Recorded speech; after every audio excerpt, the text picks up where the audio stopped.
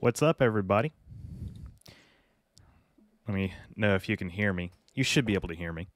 Uh, hello, unknown. We got another regular who has arrived. Guys, I'm real excited. I don't know why. I just have a good feeling about this stream. We're gonna have lots of fun discussion today. Good. Hey, Dev, what's going on? Good to see you back.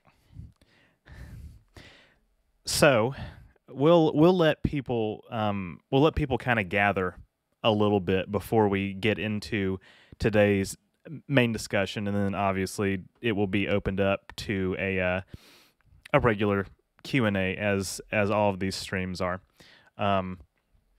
But yeah, so let's talk first before we get into Star Trek Prodigy.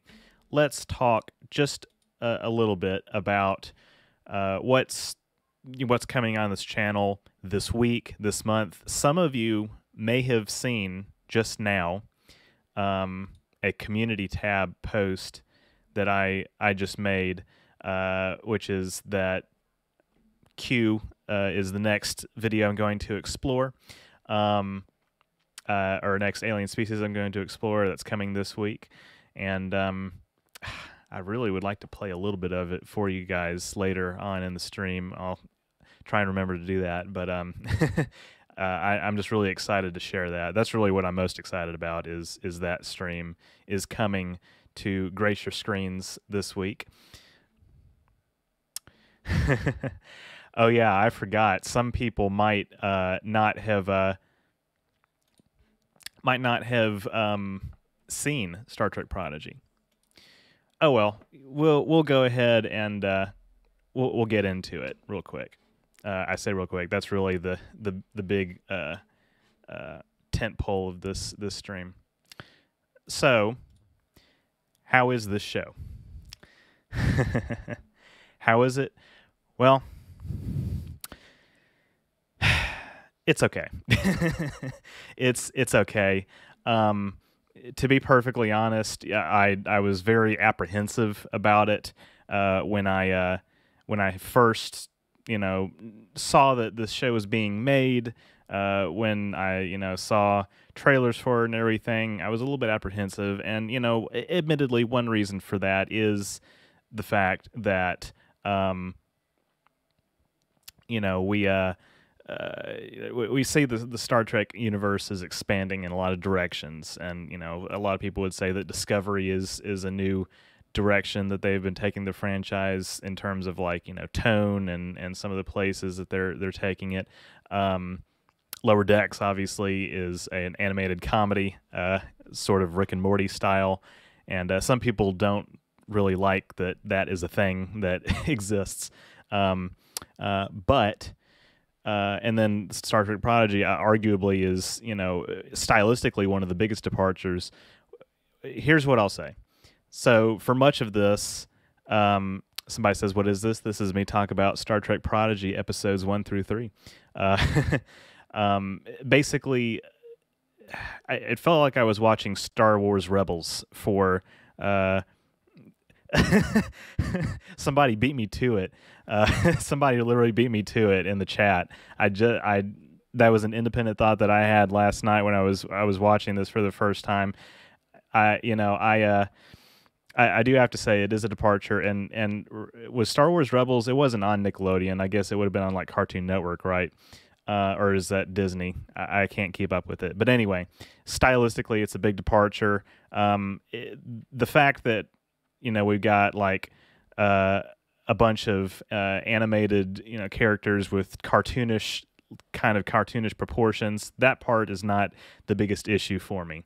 Somebody says, "Where can I watch this?" You can watch it on Paramount Plus with a subscription. But really, my biggest gripe with it, first off, it had a slow start. If I hadn't mentioned that already, and the animation, the character animation is just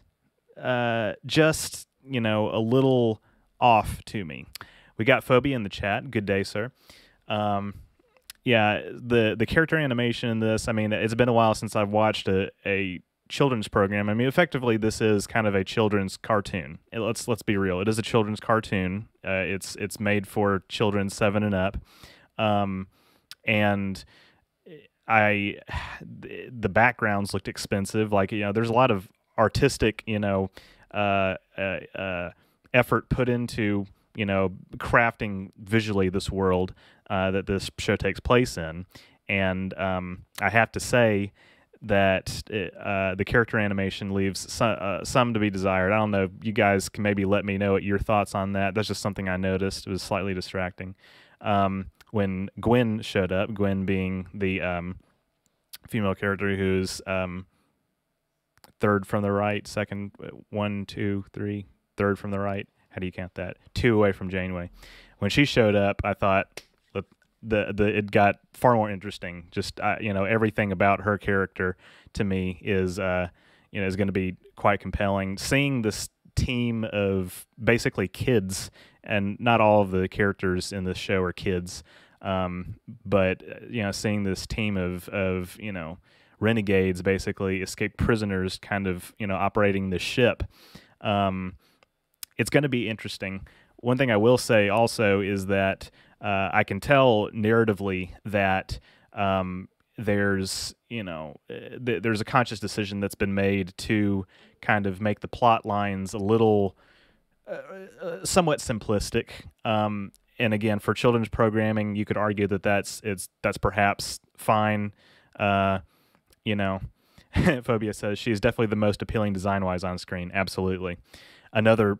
Her character design also reminded me of Star Wars Rebels. Somebody said it's on Disney Channel. Yeah, I figured it was on Disney. I guess I'm thinking of the Clone Wars cartoon was on Cartoon Network. Is that right? Am I completely off? But essentially, the plot lines are rather thin. And there's obviously morality lessons in there. The third episode, the lesson basically is don't be afraid to ask for help. So I think that part's fine. I think it's good that we have a Star Trek show on Nickelodeon for a younger audience. I think that's good. It is not the narratively the most strongest. What am I doing? It is narratively not the strongest Star Trek show out there for a fan, like me, who I'm I'm somewhat new to the game compared to a lot of people, even though that's what my channel's about. But I really do think that there's so children's programming can be just as compelling to an adult audience as it is to a younger audience, and it's possible that it's going to have to take some time for this show to really just kind of get going in terms of the pacing, because the pacing was, particularly in the pilot, was a little shaky, but that's a lot of pilots. Let's catch up on some chat real quick, then we'll come back to this.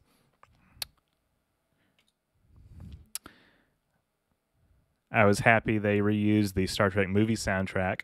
The score was excellent. That's something that I noticed as well, is that the score, even just the little moments of dialogue between the characters, the score was really well done. Something else I just thought of. I'll follow up on that thought in a minute. Bisbee says, when I was a kid, the only Trek I had to watch easily was TNG and the occasional TOS rerun, and I think I would have liked something like this at that age. That's a good point. Yeah, like I said, I do think it is good that something like this does exist. Clone Wars was on Cartoon Network. Phobia says, don't particularly care for the hot dog salesman, third from the left. Hot dog salesman.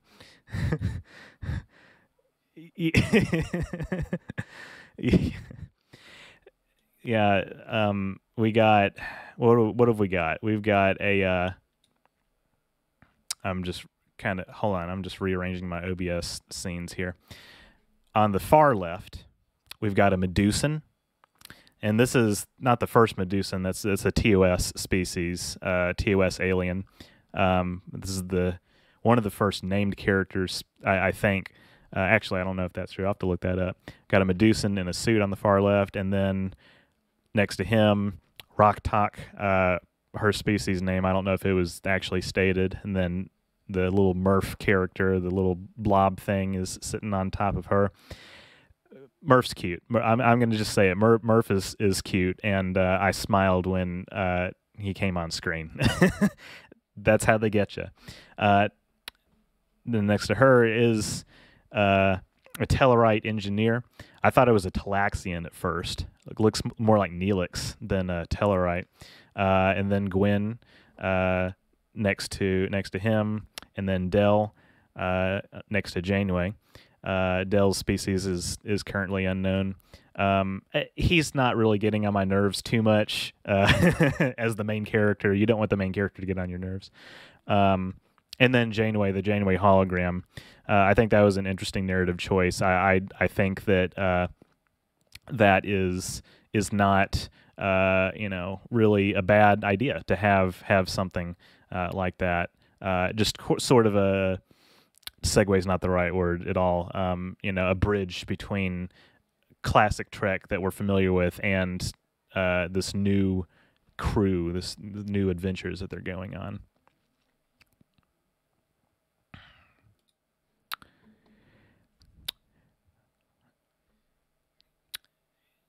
It doesn't feel like Star Trek at all. Well, yeah, as I stated, particularly I kind of felt that way, to be honest. Like I said, it did feel like I was watching Star Wars Rebels. It felt like I was watching a Star Wars cartoon. And hey, look, that's kind of okay in some sense, because as I've said, like the Star Trek universe is what this is. It's a broad universe where you have lots of different facets that you're exploring, different themes that you're exploring. I don't think that's a problem. Again, narratively left a little bit to be desired. When is the show set? I actually don't know. It's the late 24th century. I would imagine it's around the same time as Lower Decks. Yeah, 2383. So a few years after season 2 of Lower Decks, a couple years after season 2 of Lower Decks, I think, around the same time, before Picard. Besides a lot of those aliens we have never seen before in a Star Trek series, again, that's also not a problem. Phobia says, I wouldn't call myself a Star Wars fan, but I did think Clone Wars was pretty interesting. I remembered it quite a bit as a youngster. Hammerocco says, hopefully they don't go 200% in the opposite direction to correct the light nature.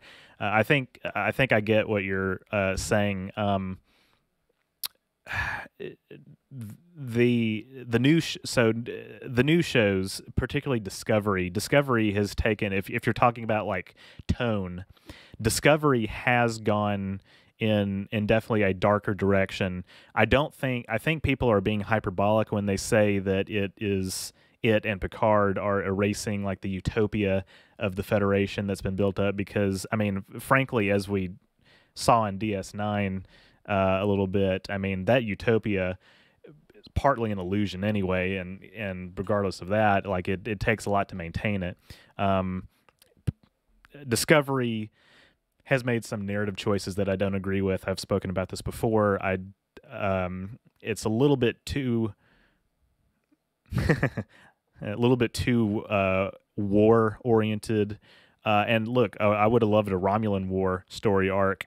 I just think for Enterprise, I think at this particular moment in our culture that we need more optimistic science fiction, and Discovery tries, particularly in the third season, it's tried to be about like bringing the Federation back together, and I think that really there's a bias, particularly in season 2, that they had with the the arc with Control, and in season 1 as well, kind of a foreign policy, neoconservative, neoliberal foreign policy bias that we saw in Enterprise as well. But I don't want to really dive too deep into that. Picard, as we see, has themes about disunity within the Federation, kind of paralleling what we have right now going on in the United States and the West. Brexit themes, and refugee crisis, mixed in with the AI stuff. I think it's perfectly fine to have that. Again, I just disagree with some of the narrative choices that were made in that show, narrative and character choices. The broad themes are actually good, and then Lower Decks is really fantastic with themes. I think about the fact that, again, as I've said, Mariner's talking about how the Federation or Starfleet is good at exploring, bad at maintaining. I agree with that. And Prodigy just got started, so we'll see how it pans out. It's, like I said, it's a little hollow on the exploring like big grand themes right now. It's more character driven, which is actually good in a way, but it's just getting started.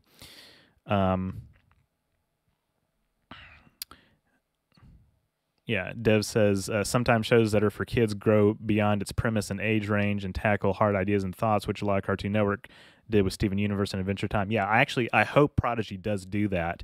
Right now, it's like it's just gotten started. It's not quite there yet, but hopefully it does.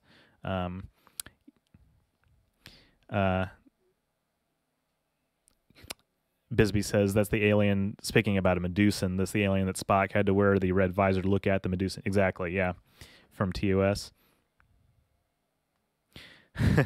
Yeah, the Tellarite character doesn't look too much like a Tellarite. Of course, the Tellarite design has changed quite a bit over time. Hollow Janeway, let me tell you about the time I killed a newly formed being to save two of my crewmen.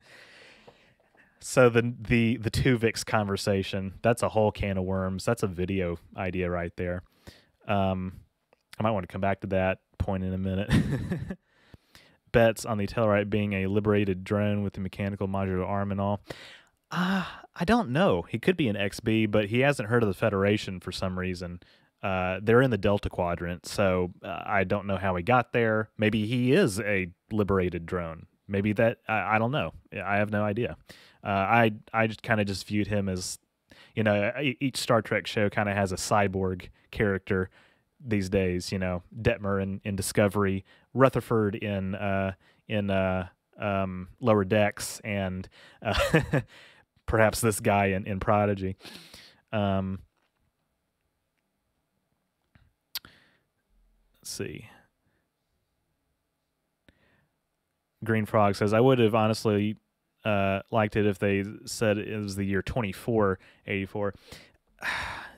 I don't know. I mean, like I said, we're in the Delta Quadrant. We just got started. I mean, I take your point to an extent because further Starfleet exploration of the Delta Quadrant, I kind of did figure it would be slated more for the late 25th century, like you said, but this prison colony, it seems like the Kazon are involved with it. It's been how many years since Voyager returned home? This is set like 7 years after Voyager returned home. A lot happened in that 7-year journey. A lot could have happened in the 7 years since they got home.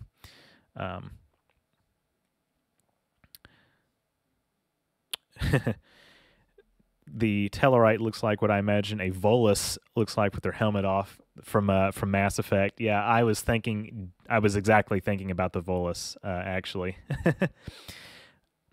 I'd love a show set in the early 25th century. Star Trek Online used that setting, but something great could be done with that period. I know, that's honestly what I would love to see as well. I personally have, have a lot of thoughts about what I would like to see in the 25th century. I actually might want to share that in a separate video or stream another time. Subraxis is here. Excuse me. Welcome. Dev says, can you talk about how hard it is to maintain the utopia that the Star Trek Roddenberry tried to create in the video? Yeah, if you probably did notice that I released a video recently called how Star Trek, or how much has Star Trek strayed from Gene's vision. I changed the title quite a bit because I didn't know exactly how to word it, but I talked about some of the changes that were made from the original conception that Roddenberry had to what we saw in canon. As far as like maintaining the utopia with the Dominion War, I would love to do a Dominion War series. I think that would be the best avenue to explore that. I'm definitely going to explore the changelings and the Dominion themselves in the video. Busy says, I feel like Section 31 isn't worthy of more than an occasional one-off episode in any of these shows. Certainly not worthy of a large arc on its own show. I agree. I don't really care for Section 31. I think they're kind of glorified a little bit. I'm kind of nervous, actually, about the Section 31 show that's going to be happening, supposedly, with Michelle Yeoh in the future. Are they going to be portrayed as the good guys? Because they're not good guys. I don't know. But I don't really care for Section 31 either. Steven Universe did actually end up being a pretty deep and interesting kid show. Yeah, I have lots of friends who were big fans of that show, and are big fans of that show, and for a long time they've touted its qualities to me, and it may be something that I need to get into myself, because I haven't watched it either. Nor have I watched Dragon Ball Z. There's so much that I haven't watched. You guys got to understand something. Like, I've been really busy for like the past 23 years.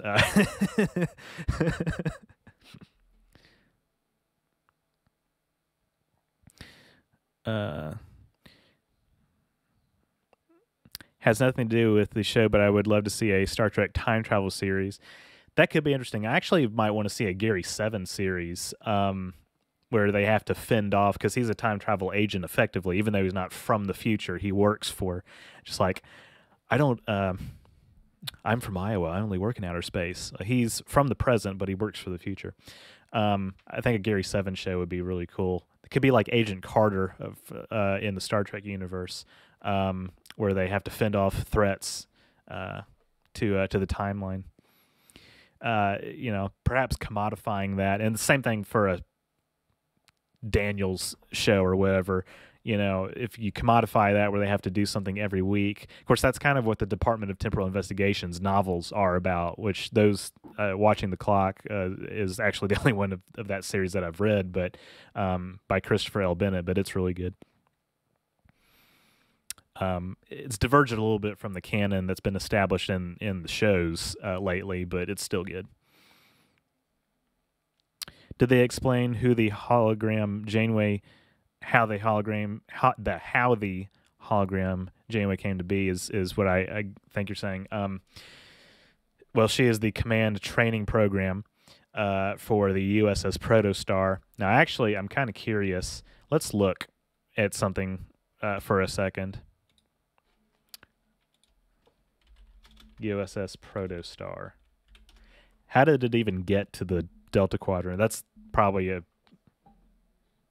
years before 2383. Yeah, it was just there. I guess we'll find out more about it in the future. But yeah, she is the command training hologram, something like that. It's whatever title it is. And she is programmed to think that the ragtag crew of this starship are Starfleet cadets, and they're basically lying to her about being cadets. We'll see how long they can maintain that lie. Yeah.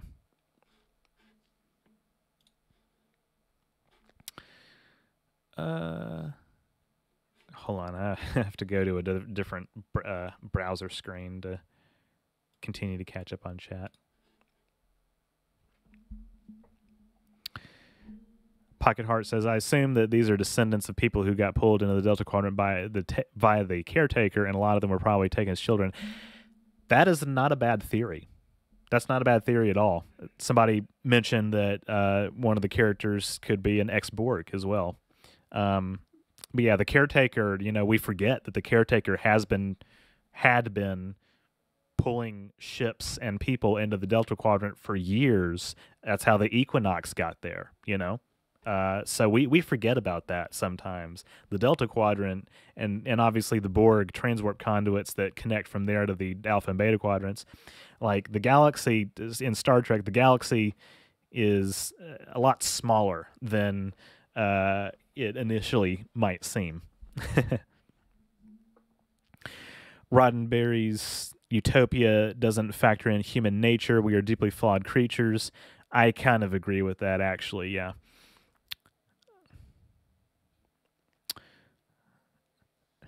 Fat Dub says, I was very young when my dad showed me TNG, DS9, and Voyager. When Enterprise aired, I was 4. I sucked it all up, and they're still my favorite TV shows. Never felt like it wasn't appealing to kids. Those shows were very appealing to me as a kid. I mean, my dad introduced me to the Star Trek universe as well. I had watched a little bit of TNG before the J.J. Abrams films came out. That really is kind of what jump-started my interest in it. And then, so after I watched those films, then I went back and I watched the whole rest of the franchise and saw how varied it was in quality, good and bad. Yeah, those shows are appealing. And then, like a lot of things, you appreciate them more as an adult. Just really confused as to where the IP is being taken. Well, again, as I mentioned before, the IP is being taken in lots of different directions. Again, I have specific issues with some of the specific narrative choices that are made in Discovery and Picard. And then tonally, Prodigy, I'm not quite feeling it yet, and I'm going to keep watching it because I think that they are kind of onto something interesting with the premise and with some of the characterization. But, theme, that kind of stuff, like, I'm still waiting for it to be more than just being episodic. Yeah.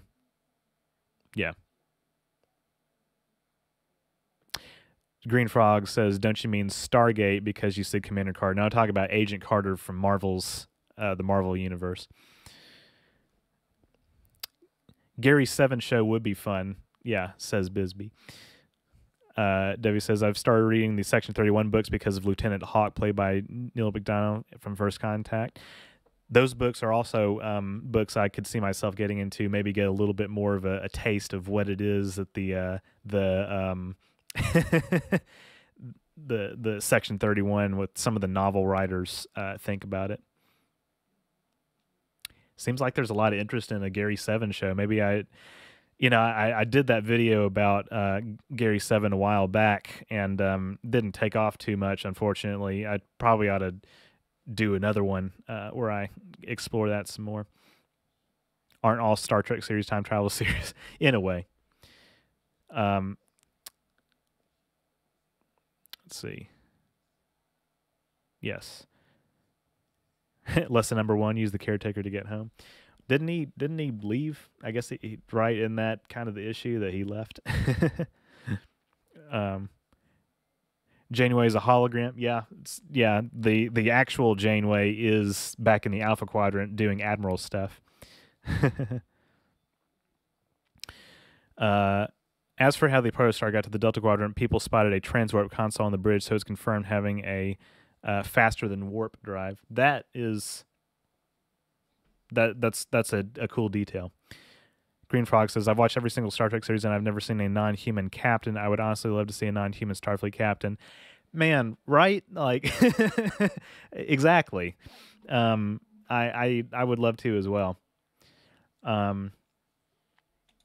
Yeah. Question: how does the Federation deal with planets wanting secession or leaving the Federation? This is kind of what they deal with in Picard season 1, where they have 14 member worlds that threaten to secede if the Federation, takes in Romulan refugees. Uh, how do you deal with that? Well, I guess you try to, pull a, I don't know, not Andrew Jackson. That's a bad example. P, well, throughout American history, there have been states that have threatened to secede, and then obviously many did secede in the Civil War. We had to actually go to war to, bring them back into the Union by force. But to keep the Union together, so maybe pull a Lincoln, I don't know, but it's short of going to war. I mean, you do what you can to please all the member states. And part of that in Picard was not taking in the Romulan refugees, which I don't know. I still think that was kind of an unfederation thing to do. The Federation's reactionary attitude towards artificial intelligence has more precedent. And yes, the Romulans are the Federation's oldest enemy, but I would have thought, and I guess is the difference between the politicians and the Starfleet crews out in the field. The Starfleet crews have firsthand experience knowing that the Romulans are multifaceted, but I mean, listen, this kind of stuff, this diplomatic kind of stuff happens in every society. I mean, you see it with the Quarians in Mass Effect 2, that's an example that just came to mind. So the way you deal with it is you try to keep the Federation together, by any means necessary. Just like, presidents have tried to keep the Union together. Captain Chakotay is in on the hologram Janeway's presence. Sabraxis says, if anyone wants to see secret agents in Star Trek, I'd rather do a show about the regular Starfleet intelligence in Section 31, and Gary Seven's agency would operate there more in the shadows. That's also a good point, because Starfleet intelligence does exist as its own distinct thing. And that's something that, again, we tend to forget. So that's a good point. Green Frog says, if anything, I would honestly love to see maybe a Romulan captain if a show is going to be set in the late 25th century. That would be really cool. Yeah. Bisbee says, my biggest issues with Discovery and Picard is the pacing of both shows. They have too much story for not enough episodes. They are very packed, and they're, in terms of editing, they're very packed with cuts as well. That's modern, a lot of modern, media has that issue. I think that the writing, I was particularly disappointed with Picard and some of the writing choices. Saru was captain for a minute, that's true. Diaz says, I always thought that never made sense with how many species there are in the Federation. Only minor characters in episodes are non-human. Yeah, I think I've actually read some theories about this. So basically we have, 150 member planets. I've seen some people theorize that it actually could be a deliberate choice to have Starfleet ships that are composed of, majority one species or the other. So the Federation flagship, since Earth is the capital, it's arguably somewhat natural that the Enterprise, even in the late 24th century, would be majority human. And it's possible that humans are the people who are most interested in just being in Starfleet. That's possible. Where was I going with this? Oh, yeah. We know that there are all Vulcan crews or majority Vulcan crews in Starfleet. I would imagine the same goes for majority Andorian, perhaps because of their climate requirements. You could see more crews that are majority Andorian on select ships where they can just be more comfortable that way. So I think it varies. That's a theory that I've seen, and I tend to agree with it.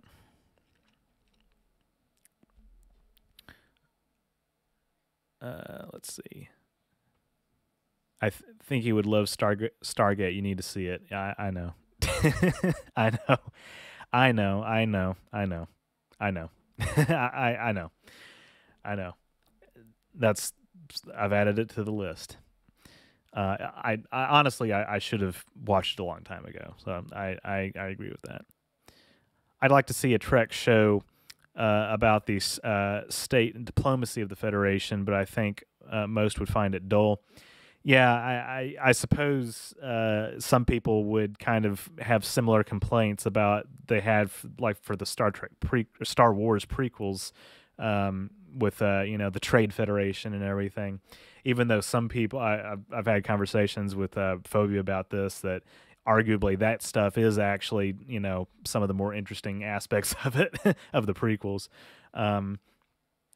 You're right. Many people would probably not find it interesting. Dev says, just to name a few non-human captains and above commanders of Starfleet. I don't know if you meant non-humanoid. Yeah. Okay, so he lists some. Some Spock held the rank of captain from Star Trek 2 through 6. That's technically true. Yeah. Unnamed Vulcan captain of the USS Saratoga, played by J.G. Hertzler. I forgot about that. Captain Solok of the USS Tucumbra in DS9, I believe. Is that the baseball episode? Rear Admiral Sitak, yeah. So we see them occasionally. That's true. I always had a little bit of a problem with nearly all the Starfleet ships having Earth-derived names. Yeah, I think that probably we're just not seeing enough of them. We're seeing a small sample size is arguably the main issue with that. Admiral Tolera, Admiral Taral, Admiral Patar, only seen on screen as a false hologram created by the rogue AI Control, and Andorian Admiral Shukar, Captain Rix. Man, you got an encyclopedic knowledge of this stuff, more than I do, actually. Nog was seen as captain in an alternate future, as well as Star Trek Online. And finally, Colonel Kieran Nerys was commanding officer of Deep Space Nine at the end of the series. Yeah. And of course, Bajor becoming a Federation member also, was a huge parallel thing going on when that was happening as well. Or humans just breed like rabbits. I mean, frankly, they kind of do. Right? I mean, think about it.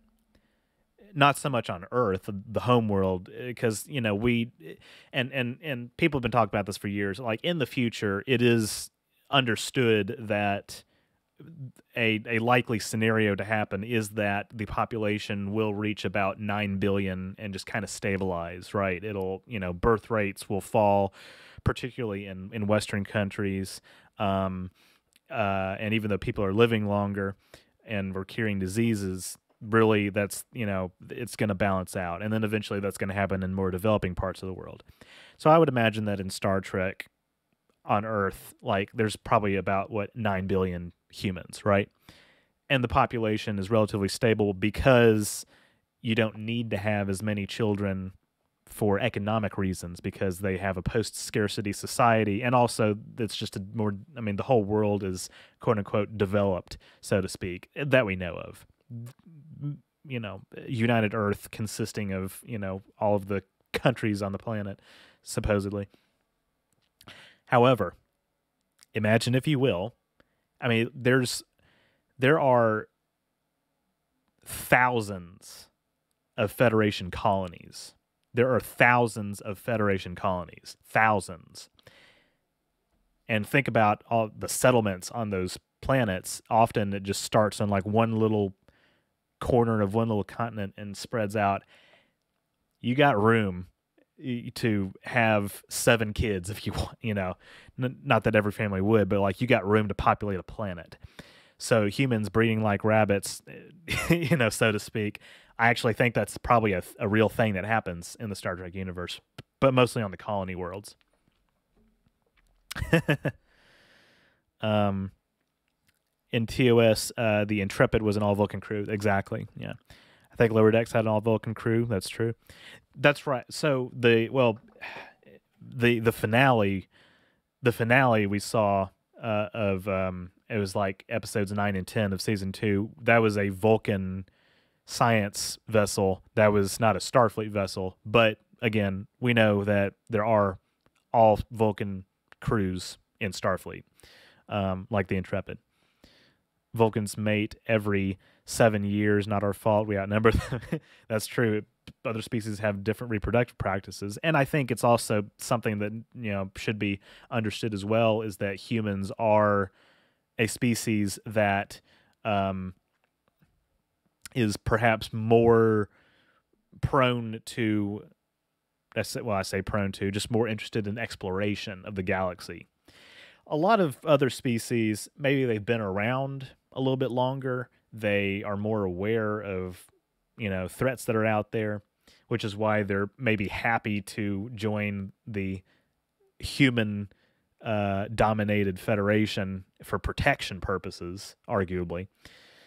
Yeah, different psychologies at play. Because Vulcans, they are very slow in terms, and gradual and purposeful in terms of their scientific advancement, scientific development. I mean, ever since the time of awakening or whatever, they've been that way, and so humans are unique in some respects in the Star Trek universe. Is just a fact. I think that has been established. Isn't Starfleet specifically Earth's space organization, so any non-human species will automatically be a minority? I always thought that's why Starfleet does not equal the Federation. Well, the Starfleet and the Federation are not synonymous. That's true. If we want to be technical about it, I mean, that distinction, is it Earth's military? It's not Earth's military. I think it's the Federation Starfleet, so it's representative of the entire Federation, right? It's not just United Earth. Yeah, I mean, that every it's affiliated with United Earth. It was founded by United Earth, but it's technically for the entire Federation, which is why you would have all Vulcan Starfleet crews. I think that Earth doesn't have a military. If it, just like Earth doesn't have currency. Earth is perhaps a little special.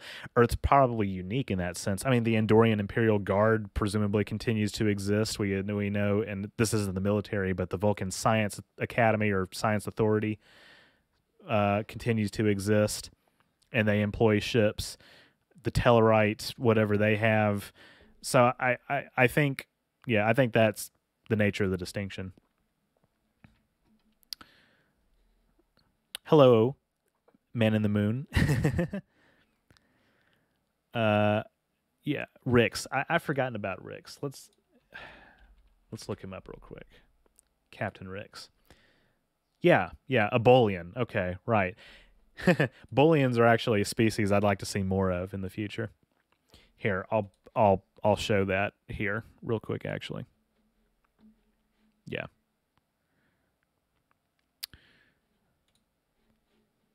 From Conspiracy. I'd forgotten about that.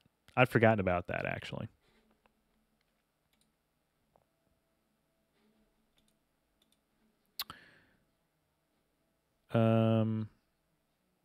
Yeah, somebody just got through saying you don't see a lot of Bolians in higher ranks. Yeah, I would imagine that they probably are a species that, again, contributes like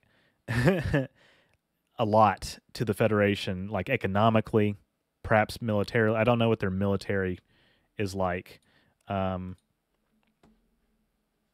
I'm just changing the stream thumbnail real quick. See if that, since we're basically done talking about Prodigy at this point. Ezri Dax, yeah, that's true. Man, I guess we are talking about non-human Starfleet captains, aren't we? I think that would also be maybe a fun video to kind of explore, like,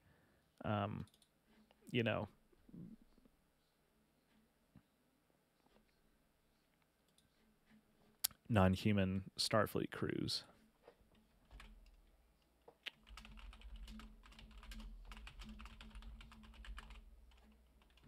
actually.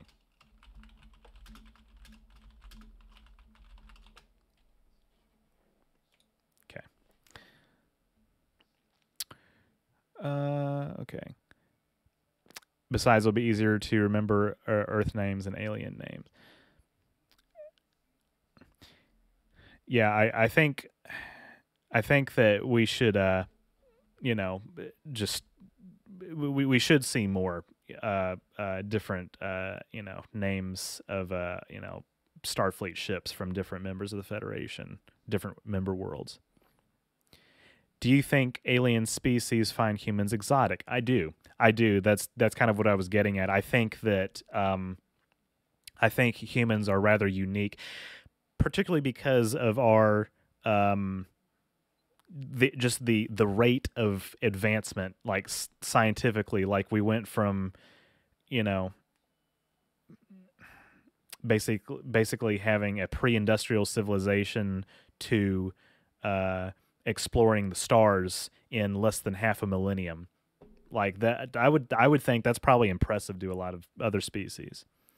I think that it's been effectively established that humans, on like the scale of like how fast does your civilization advance from point A to point B in a given context, that humanity is more on, one particular end of the scale towards the fast end for whatever reason. You know, uh, could it be the specific set of circumstances that led to the industrial revolution that just doesn't replicate exactly on other worlds? Like I think that's possible, because you think about it, like, and capitalism played a huge role, and that was all tied in together. Think about the industrial revolution. Basically it happened as a result of specific circumstances that existed in the British Empire during the late 18th, early 19th centuries. I mean, again, specific set of circumstances just doesn't replicate on every other world. Continue to catch up on chat. We got some people, more people coming in. Hey, Wing It, it's been a while since we've seen you in chat. Welcome. Odari says, I'm not digging Discovery or Picard. I enjoy Lower Decks. I hope Prodigy doesn't crash and burn. I am, however, excited to see Strange New Worlds. I have high hopes for that show. Fingers crossed. Yeah, I've spoken about this before. Picard is really the biggest disappointment to me of the new shows. Discovery season 3 I liked better. It just took a while to get started. Lower Decks is probably my favorite out of the new shows for a lot of reasons. And Prodigy, it's just started. So Strange New Worlds is the one I'm looking forward to the most as well. with Pike.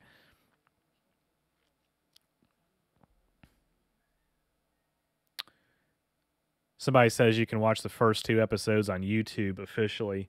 If that's true, that's actually fantastic. Yeah, I'd encourage everybody to give it a watch and let me know what you think, because we'll see how this season goes. Ship names might be a matter of standardization using the English alphabet for labeling, reporting. I know, not the greatest theory. I just think we are just seeing a small sample size.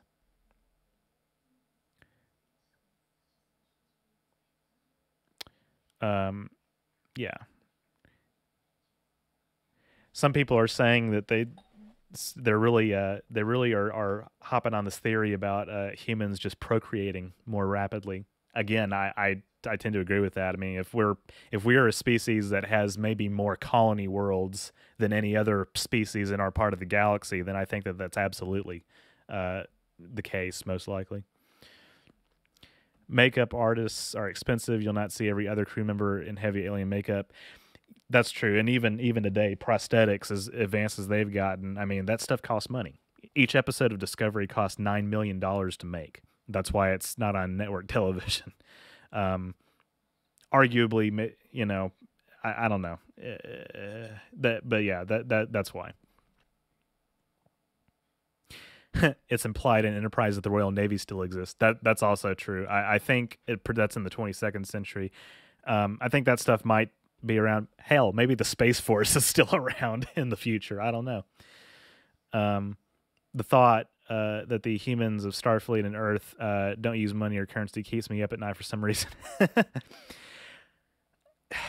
I mean, as far as how it works, like, there's been many books written about it, so and many theories about it. Yeah, it's hard to conceptualize for even the most progressive minded people in the 21st century, because money makes the world go round, and the new world economy and the Federation or on Earth in the future, it's hard to wrap your head around. It is, and that's another socialistic idea that's left over from Gene's original vision that future writers have kind of just slowly retconned a little bit, which I mean, they stated in Prodigy that the Federation doesn't use currency in the 24th century. Like, they, as a resource-based economy, I would think they would have figured something out. Are there some Federation member worlds that have their own currency or use currency in their own world? I would imagine so. We know that Beta Z. I don't know if that's canon. Yeah, okay. In canon, we know Beta Z and Boleus, the Bolians are from, are two Federation member worlds that have a huge finance industry, local banking industry. So yes, they use currencies. I would imagine, I don't know what the purpose of a bank would be if you didn't have currency. Maybe that's my 21st century mind. What else would you use a bank for? I don't know. I wonder if every home has a replicator in the TNG era. Well, we know when Picard was growing up in the early 24th century that they didn't have a replicator. I think, is it stated that Miles O'Brien's family didn't have one either? They just didn't use it. I think eventually every home would be probably equipped with a replicator, yeah. And, that does away with scarcity. Got so many chats coming in. It's hard to keep up. If only Starfleet captains could be as great as Solarian Katakirihi. Hold the line. Hold the line. Hold the line. Subaraxis says, I wrote a review of Discovery Season 3, and the main theme that ran throughout the whole season was gaining one another's trust, establishing dialogue, and finding common ground. It reflected our world's issues. Why don't you link that, if you're able to, in the chat, or send it to me and I can post that, because I would love to read that, Subaraxis. Somebody appreciated the Mass Effect reference. It seems like Starfleet has a human, Vulcan, Andorian, Tellarites, even though we didn't see a lot of them, Bolian, and everyone else ranking system when it comes to ranks at Starfleet's higher-ups. Again, sample size. I mean, we've seen Trill Admirals, too. Let's not forget that. I think that, again, maybe this is a video idea, representation, diversity in Starfleet crews. Phobia says, I would surmise corporate monopolism would have stifled Earth's scientific development by comparison to the average civilized planet. Admittedly, I don't exactly have another planet to use as a reference. Yeah, that's a problem. Like, we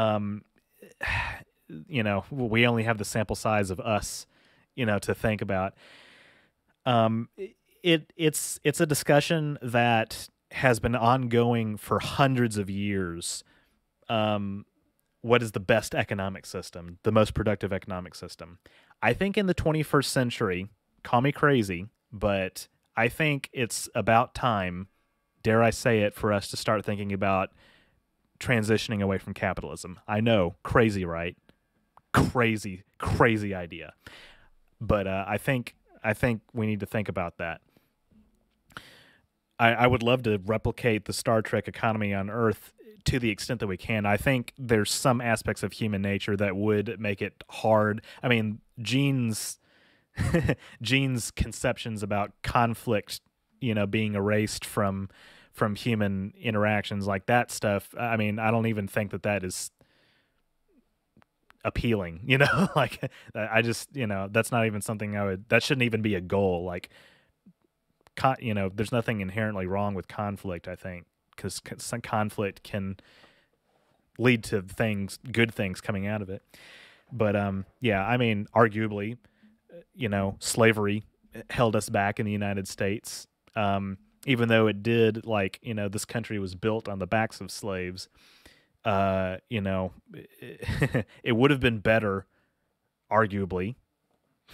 I hope people would agree with this, that maybe we shouldn't have done that, and it would have been better to have a population of people that weren't enslaved, who could actually contribute scientifically and technologically from the point. I mean, Neil deGrasse Tyson made this point. Women in many societies have been, you know, oppressed for thousands of years. Imagine if that hadn't been a thing, how many scientific advancements we would have had if we had complete and total and utter gender equality from the start, you know. So other societies in Star Trek we see have varying levels of racism and sexism in their societies. So I think, I mean, the Industrial Revolution definitely jump-started our technological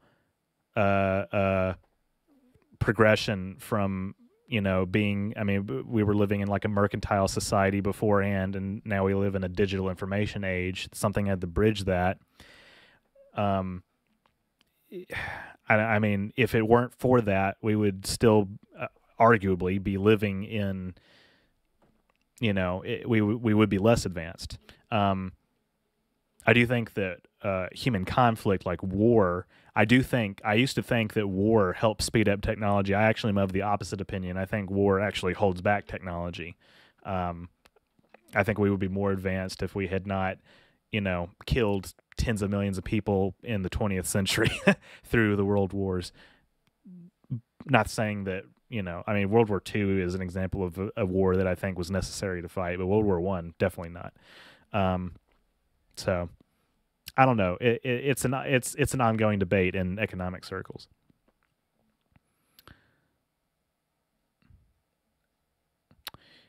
See. I've been thinking about this for a while, but for some reason I'm thinking of a Star Trek show that has a civilian starship that somehow gets stuck in the Pegasus galaxy. Exploring other galaxies would be really cool. I'd like to follow up with V'ger, you know, see if they supposedly went to the Triangular Galaxy. What's over there? If we use the Kardashev scale, you guys are going to get a kick out of this week's video where I try to pronounce that word. How advanced would the Federation and other galactic entities be on? They would be Type 2, because they control a collection of star systems. They are more than just, you know, because Type 1, you have all of the energy of your home planet that you are able to, you know, use to, you know, power your society. Type 2 is a whole solar system. So maybe we're like Type 2.5, because Type 3 is a whole galaxy, and they're not quite there yet. Is no money more of a 24th century thing rather than a 23rd century concept? Yeah, well, kind of. I mean, even in the 23rd century, Admiral Kirk says they don't use money in the future. Money and currency are often used synonymously in our language, but they're not exactly the same. Money, as in paper money, has most likely ceased to exist even by the time of Enterprise, you know. But currency, Federation credits, they mentioned those in the original series, I believe, and in Deep Space Nine.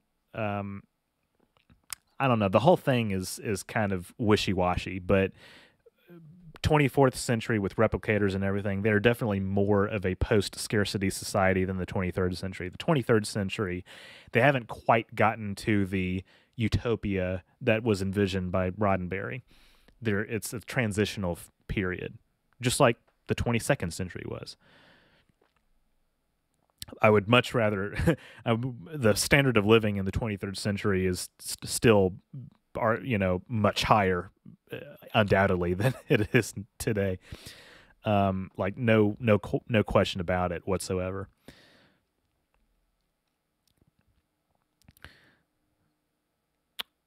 like how warp drive and the matter transporter are held such lofty inventions in the Federation, but you can literally make food from poop. It kind of does work that way now. We have recycling systems for water and food. That where you can do that.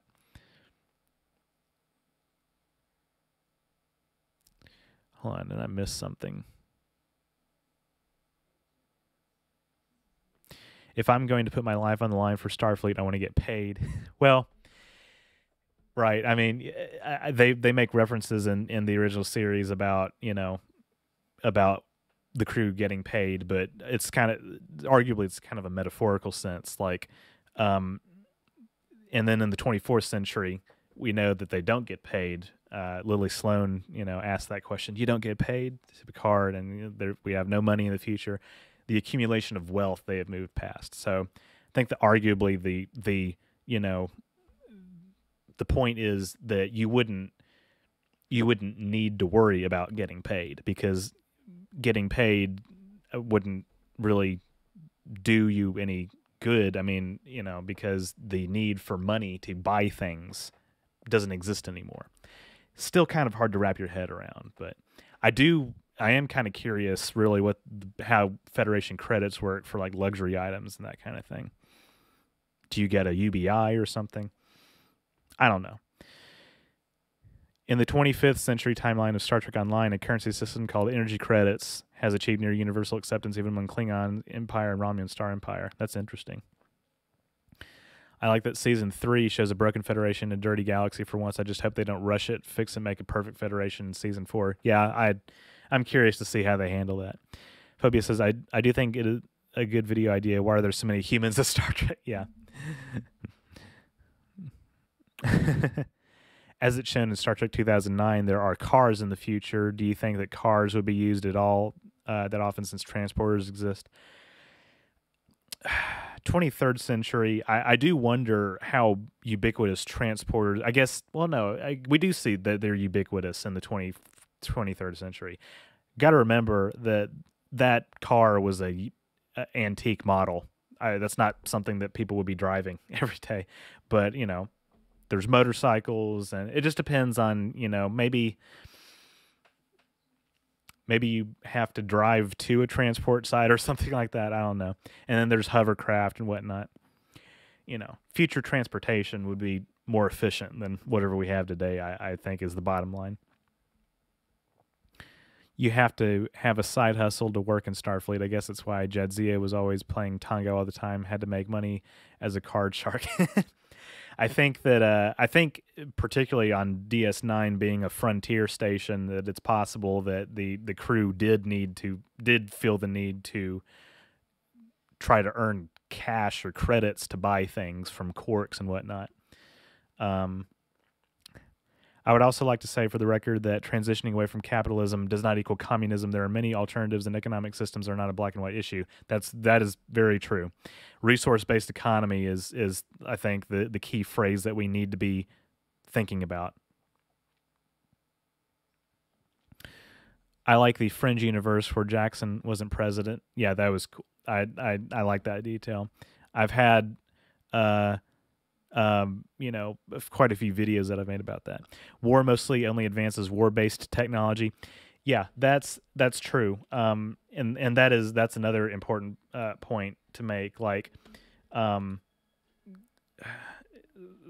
yeah, obviously there's some stuff that trickles down from the military sector, but arguably it holds back advancements in some civilian technologies. So that's why I think. I mean, think about it as well. Like, even today, we're not currently. I mean, well, yeah, we are at war. Whereas I say we're not currently at war. Yeah, we are. We're at war right now, and all the money that's going to the military. But even if we weren't, if it were peacetime, so to speak, all the money that's going to the military, that arguably some of that could be used to fund other things. Same principle. Can we talk about the fact that all the crew members on Star Trek seem to have about the same skills? I mean, Janeway and Harry seem like they could do the same job. Yeah, that is perhaps one issue. That's actually kind of something that's a little bit appealing about Lower Decks, is showing people that are not like hyper competent officers. I think in the pre-Dominion War era, probably what you saw was that Starfleet ships were only captained and crewed by like the absolute cream of the crop, top, people. Also, you got to remember, and the reason I say pre-Dominion War is that post-Dominion War, there's arguably like an influx of people who have come in who are, fresh out of the academy, maybe don't have the same skill sets, and so people are more expendable, perhaps. Um, but you also got to remember, like in the future, like certain skills that might be taken for granted that we would view as like specialized skills today, certain tech skills that just kind of come naturally to people, or not, but are not come naturally, but are educated. They're educated very early on. Let's see. I think conflict incentivizes invention, not necessarily war. Look at all the things that we use daily that came from the space race, for example, and we can measure the loss of life in 2 digits.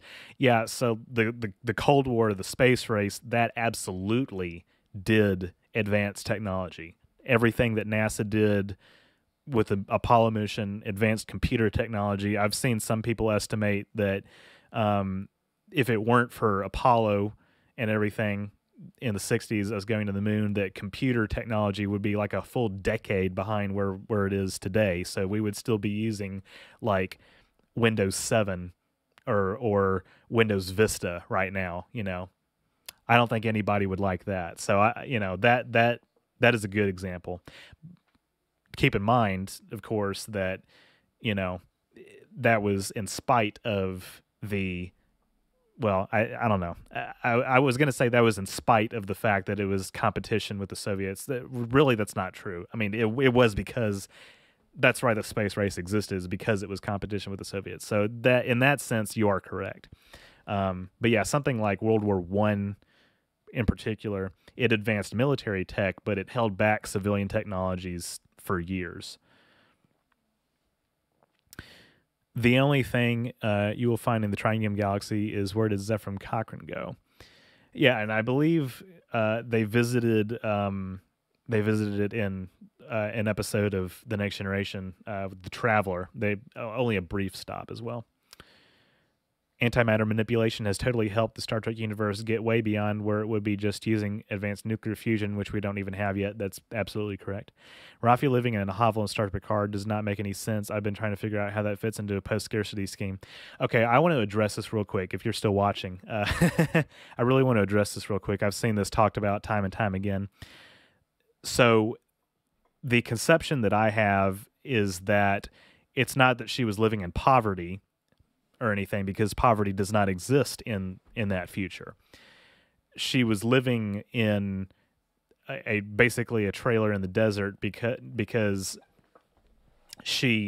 her life had fallen apart in terms of like her relationships and her job and everything.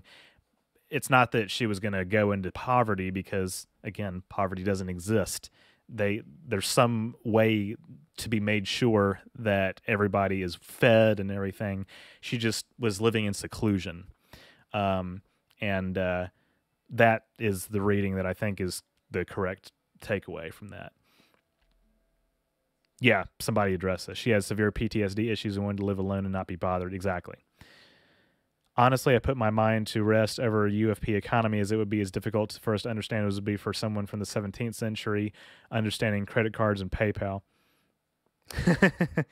Kind of, yeah. Phobia says, the idea of being paid in a future timeline is always interesting. Take Metroid, for example. The opening to Dread has Adam complaining that she isn't being compensated enough for the mission. Yeah, different economic systems. I think, arguably, if it weren't for... And here's something else I want to address, too.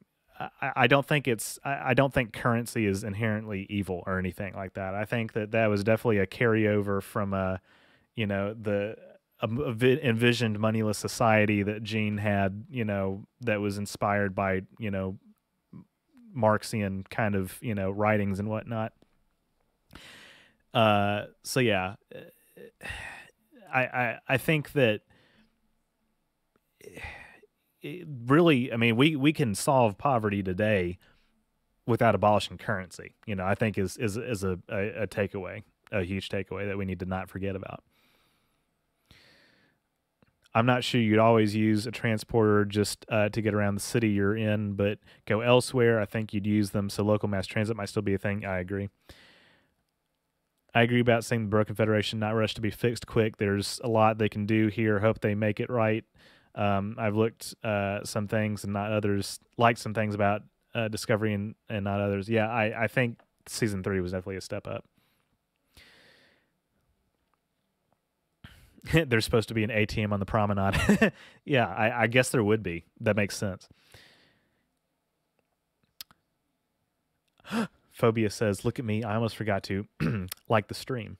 I just like the stream as well on my other account.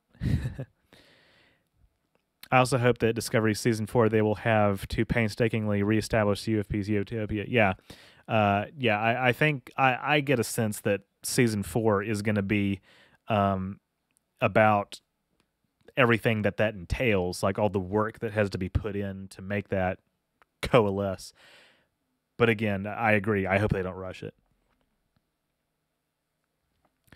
Terran stuff, they did, but I want to see what they're doing, going to do with it onward, and they'll shed some more light on the other mirror universe species. I don't know how much more we'll see of the mirror universe. I guess we'll see. Imagine taking half the defense budget and devoting it to education, infrastructure, a UBI, and universal housing. We don't need to cut it at all, really, to do a lot of good. Yes, that I totally agree.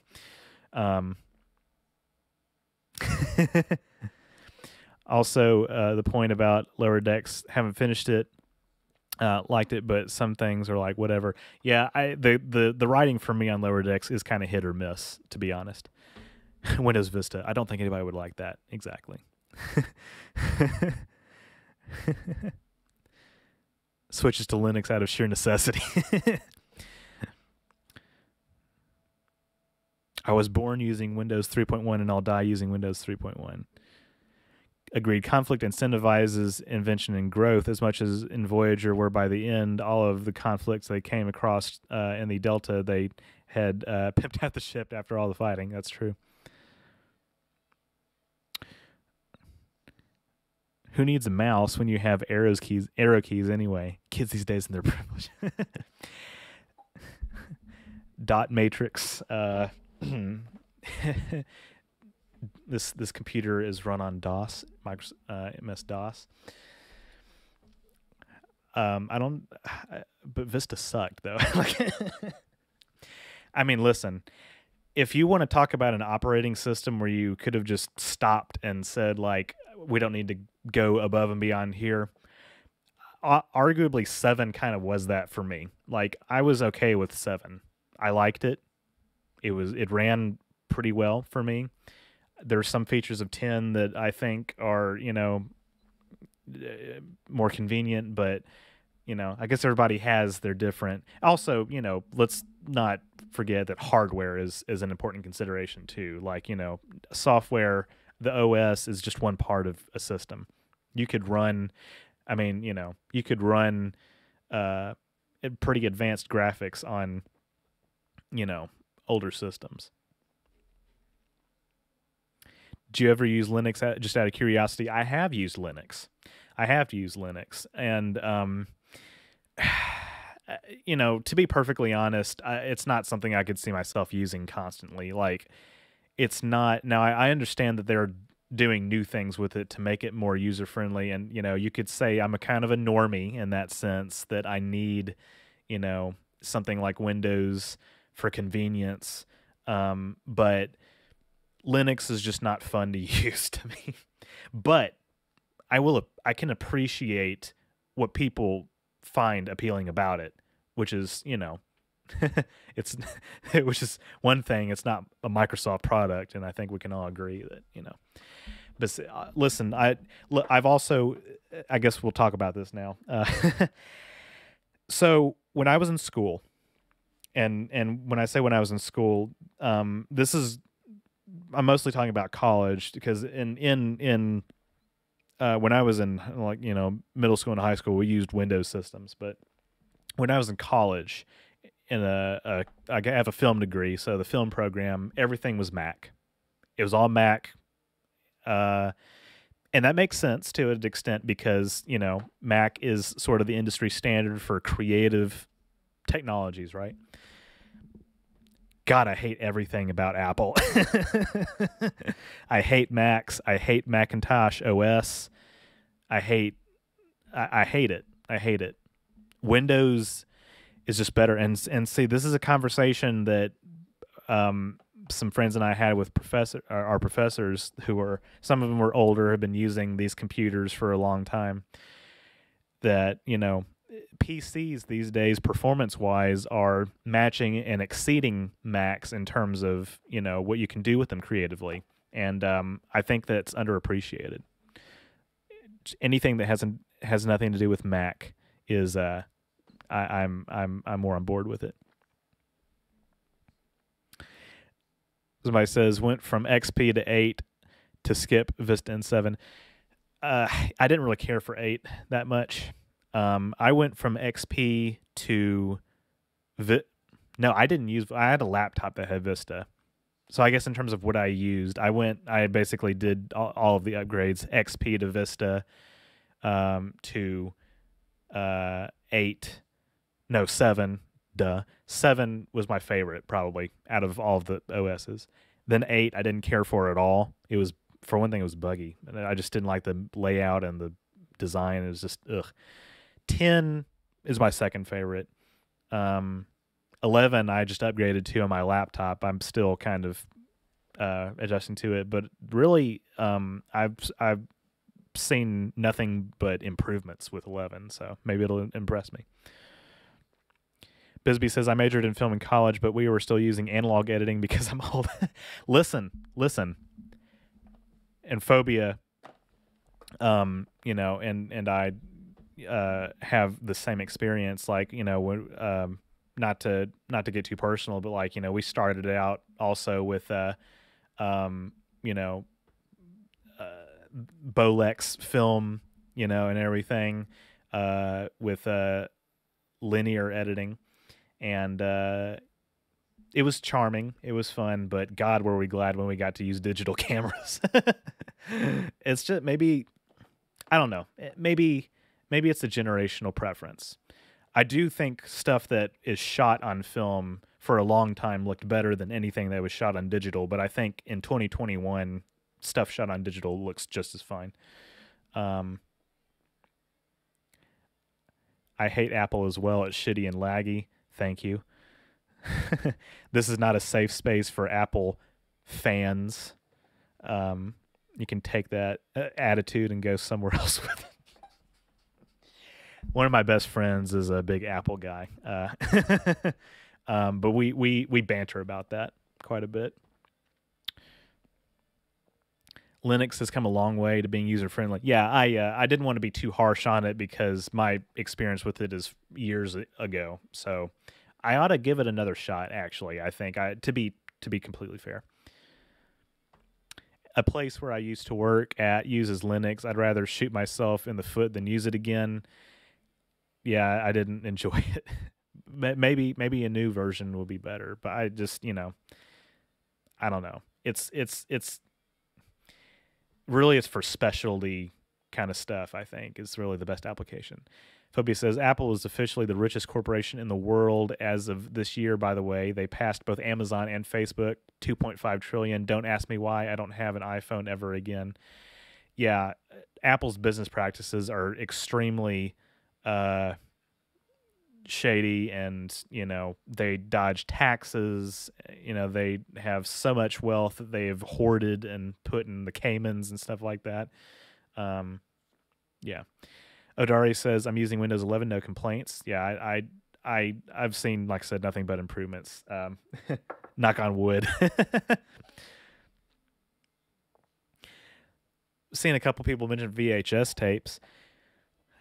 Yeah, I used to By the way, I used to shoot a lot of stuff on tape. I did too. And that's how I rolled for a long time. And there's something about that I liked at the time, but God, digital's just somewhat much more convenient. I mean, light years more convenient. And there's no such thing as a 4K tape, camera that I'm aware of. Like, if you want something that looks high resolution that you can play back on a monitor and it doesn't look crappy, it's going to be digital. For some reason, there's some chats that are not showing up. I'll be sure and not miss anything. I went to college on a Commodore 64. 11 is my favorite at this point, says Phobia. Yeah, I think that I think I would go ahead and maybe put it over 10 as well. 10 being my third favorite. There's just something about 7 that just worked for me.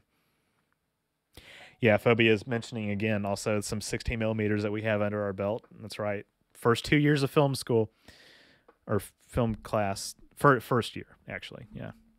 Not first 2 years, man. That would have been a little bit too long for my comfort. Apple does suck and only good when you add widgets and features from other softwares. Yeah. I actually use an Apple codec to render my videos, the .mov. It's the best render codec that I've ever used. Other than that, they can go to hell. We love to see the Mac hatred, the Apple hatred in the chat. We love to see it, folks. We love to see it. Fuck Apple. I'm getting way too into this, man. Where's Windows 9? They skipped it. Let's see. Well, they went from 8 to... Okay, they went from 8 to 10. I think 8.2 was supposed to be the in-betweener. It also sucked.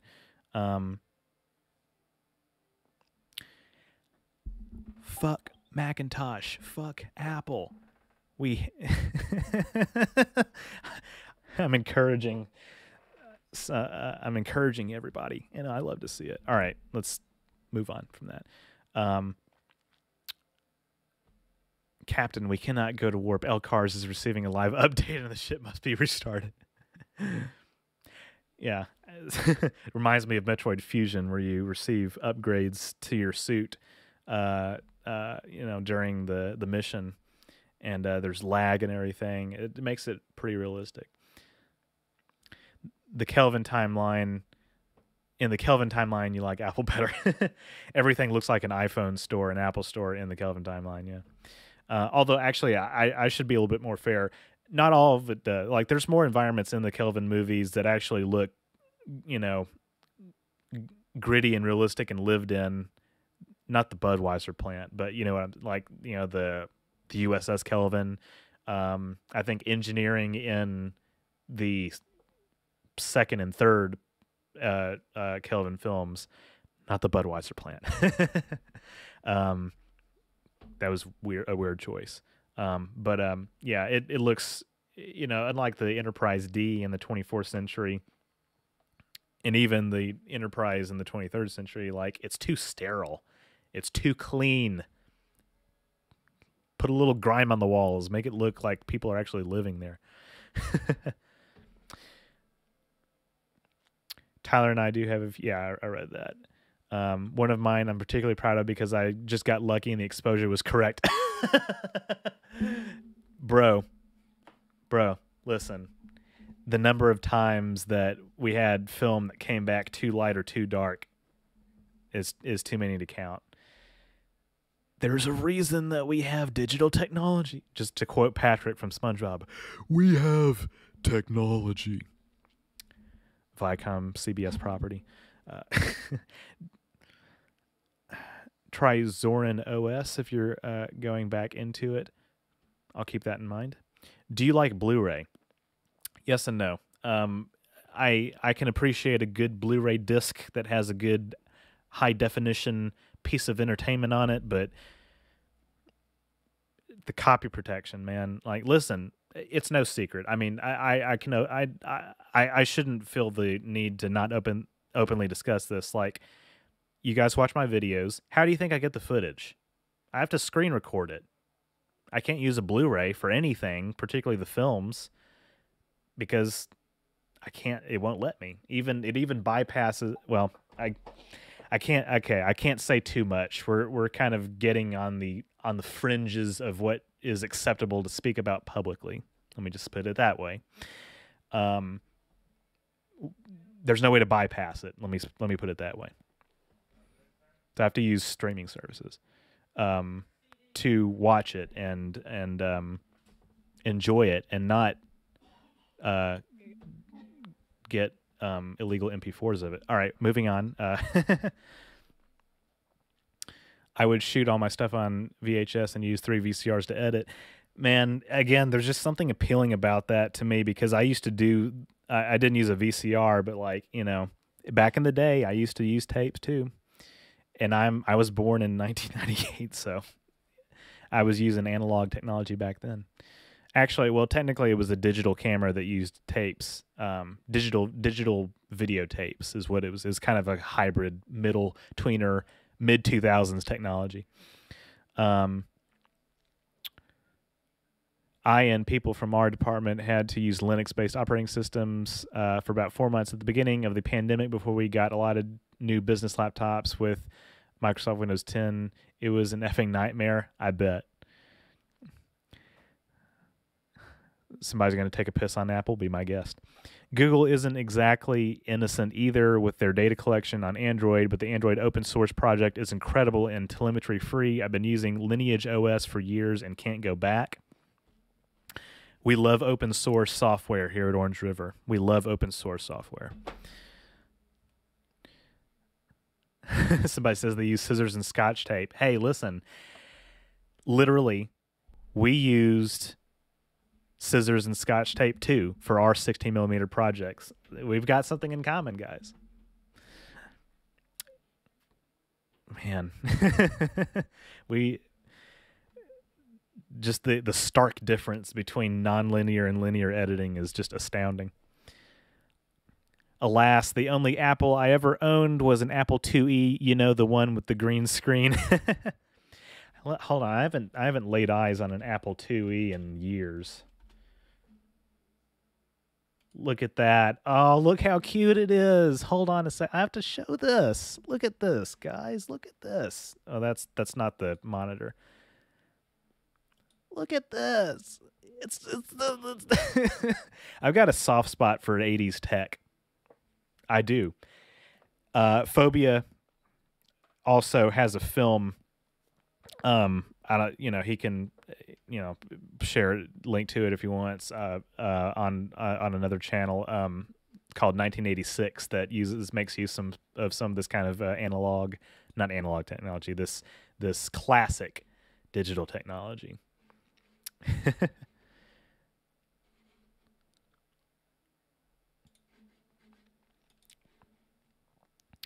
Film is super expensive to learn on, but I'm glad folks still do that. Yeah, I mean, listen, I was glad when we moved away from it, but I think that the professors were absolutely right to, consider it as good for learning the fundamentals. Like, I think that stuff is important. Being familiar with that, the history of the medium and what people had to go through and learning basic concepts with that technology, like exposure and frame rate, and which you have to do it mechanically and all that kind of stuff. It gives you an appreciation for it, for just how far stuff has come too. Somebody says I can put some grime on the walls. Exactly. Let's get some of that EPS plasma and just slap it all over the walls. I literally don't remember a single part of the Kelvin Timeline movies, but seen all of them. Well, the 2009 movie, I mean, it kind of is what got me into the franchise, to be honest. And again, like I said, I subsequently went back and watched everything else and just saw the massive variance in quality, for both good and bad. But yeah, Into Darkness I didn't care for. Beyond, though, I just think is just a good film, just period. So take that how you will. Yeah, it's something like it was going to here. Listen, something like it was going to come along at some point. Like Paramount. I mean, Enterprise was the last TV show, even if it lasted some more seasons. They were Paramount was going to want to do something like that on the big screen again. But I think they've kind of, even though there's a Star Trek 4 in production, I think they've kind of realized that, Star Trek on the big screen is often can, just not be profitable for a studio. So, I don't know if this chat is showing up for everybody, but Phobia says, I told you about how a group in my class accidentally shot both of their films on the same roll, right? They both had that weed smell every day, so we know exactly what happened there. You could just see ghosts of two completely different scenes playing on top of one another at the same time. You know what that reminds me of?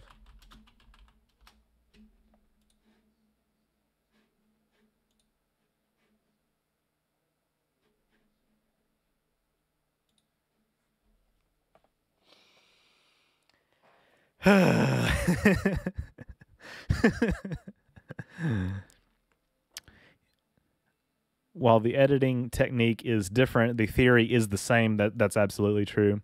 And I make the switch to digital editing very easily, or made the switch to digital editing very easily. Yeah, of course, I had been editing digitally for a long time before I used film, but I agree. I think that in terms of like an educational curriculum, that starting with film is important for the fundamentals.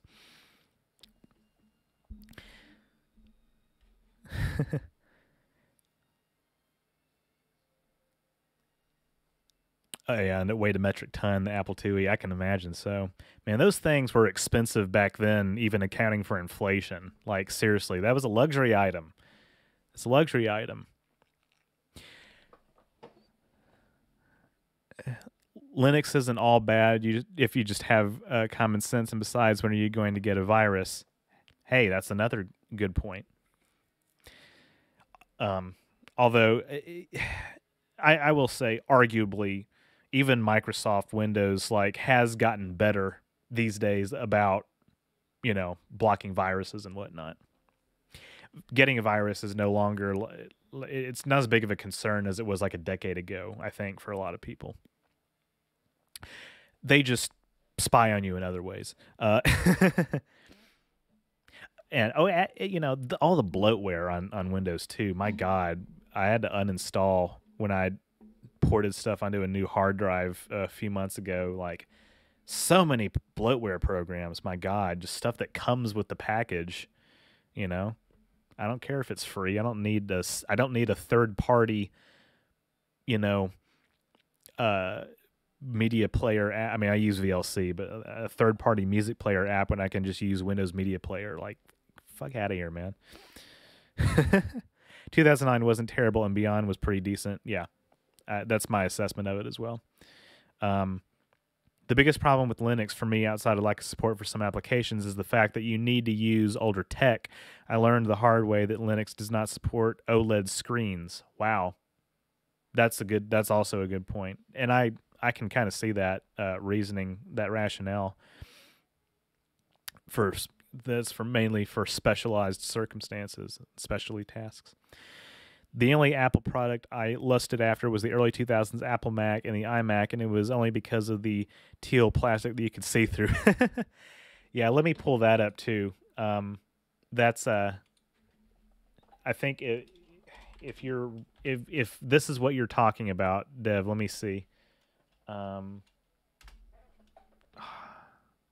No, not that.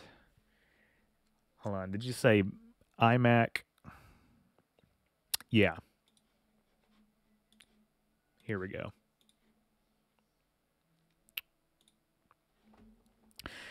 I remember these in elementary school too. We used them, so I guess I've used Windows and Mac throughout my educational career. But Uh, I also remember this is what? No, that's the same thing. The iMac G3. Remember this thing, guys? Look at that. Look at it. Look at it. It looks like the Jetsons monitor. Like seriously. I mean, this is old technology, but like, you know, it's nostalgic, isn't it?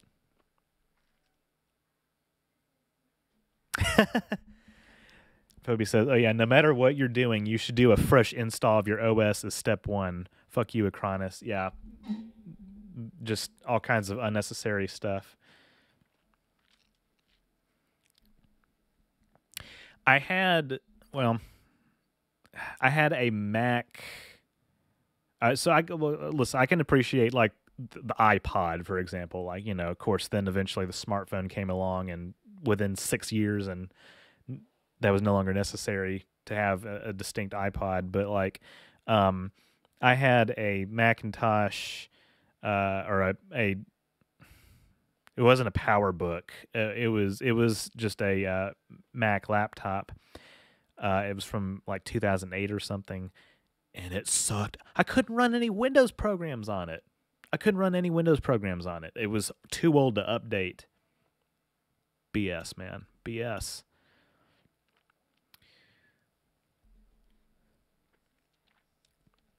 The film history I received in college, film was invented, they filmed a train, then it was used for pornography. It has been alternating between those two ever since. I also had that class too. No one wants to make a virus for Linux. I guess that's true. My first hand calculator cost 1,000, and students can use one in class. Man, right? I mean, talk about calculator technology. Um, I mean, that stuff hasn't budged in years. I remember when computers used punch cards. The iMac G3, yep, iMac G3. Those were the special, yeah. Phoebe says, look, I'll admit the iPod Touch is single-handedly responsible for the creation of the smartphone. Yeah. This is actually a conversation that I've Phoebe and I have had before as well. Smartphone technology. I'd like to get people's perspectives on that because arguably the smartphone is simultaneously the best and the worst invention. Well, besides social media, I think a lot of people would say that social media has been a net negative for society. But the smartphone, the form factor, this little brick, this little square rectangle, it's not square, duh. This little rectangle that you have in your pocket, like it distracts you. I mean, it's like if people use it to look at the time when they can just wear a watch. That's got the functionalities of a cell phone when there is literally nothing wrong with the flip phone form factor. You could text on it. You could take pictures. Arguably, the BlackBerry was maybe the peak of mobile technology design. What else about smartphones? Web browser. Like there used to be a thing called PDA. It was a personal digital assistant. They date back to the 80s. If you want to look something up, just carry around a PDA. Then that gets into the argument of like, you're carrying out around different devices. Like you have a PDA, you have a watch on your hand, you have a cell phone to call people or text people. So the invention of the iPhone, and listen, there were, smartphones that preceded the iPhone. They just didn't break into the market like Apple did. And being multi-touch as well, like, has it really helped us as a society? I think in some ways the phone camera has been important because you can use a phone camera to film like important events that are happening. A lot of people have said that they can use it to kind of, film video evidence of misbehavior by police officers. So in one sense, that is a good thing. But the form factor, I just think that there's got to be a better way. And in Japan, I think, if I'm not mistaken, in Japan they actually still use the flip form factor to and to communicate with their cell phone technology. We have to remember, before that device, the word apps wasn't a thing. I think pocket computers is great. It's the social media that's killing us. Yeah, social media really is the biggest problem, I guess, isn't it? Remember when phones were only used to make calls? Yeah, I'm old enough to remember that. And well, I'll catch up on the rest of the chat before I continue on this. I used an iPad Pro for digital art, and that's all I use it for. Also use the Surface Pro 7 for art a lot more. My wife is pro Apple. I could care less. I love my Metro PCS and Android phone. I'm actually thinking about getting a Wacom tablet soon to start doing some more digital art for illustrations for videos and whatnot. Pagers and faxers. Smartphones reduce those tools. Did I ever tell you, this is from Phobia, did I ever tell you my clock analogy? The first clocks were centralized, sundials, Big Ben, etc., which you had to physically go to in order to check. That's analogous to the desktop computer.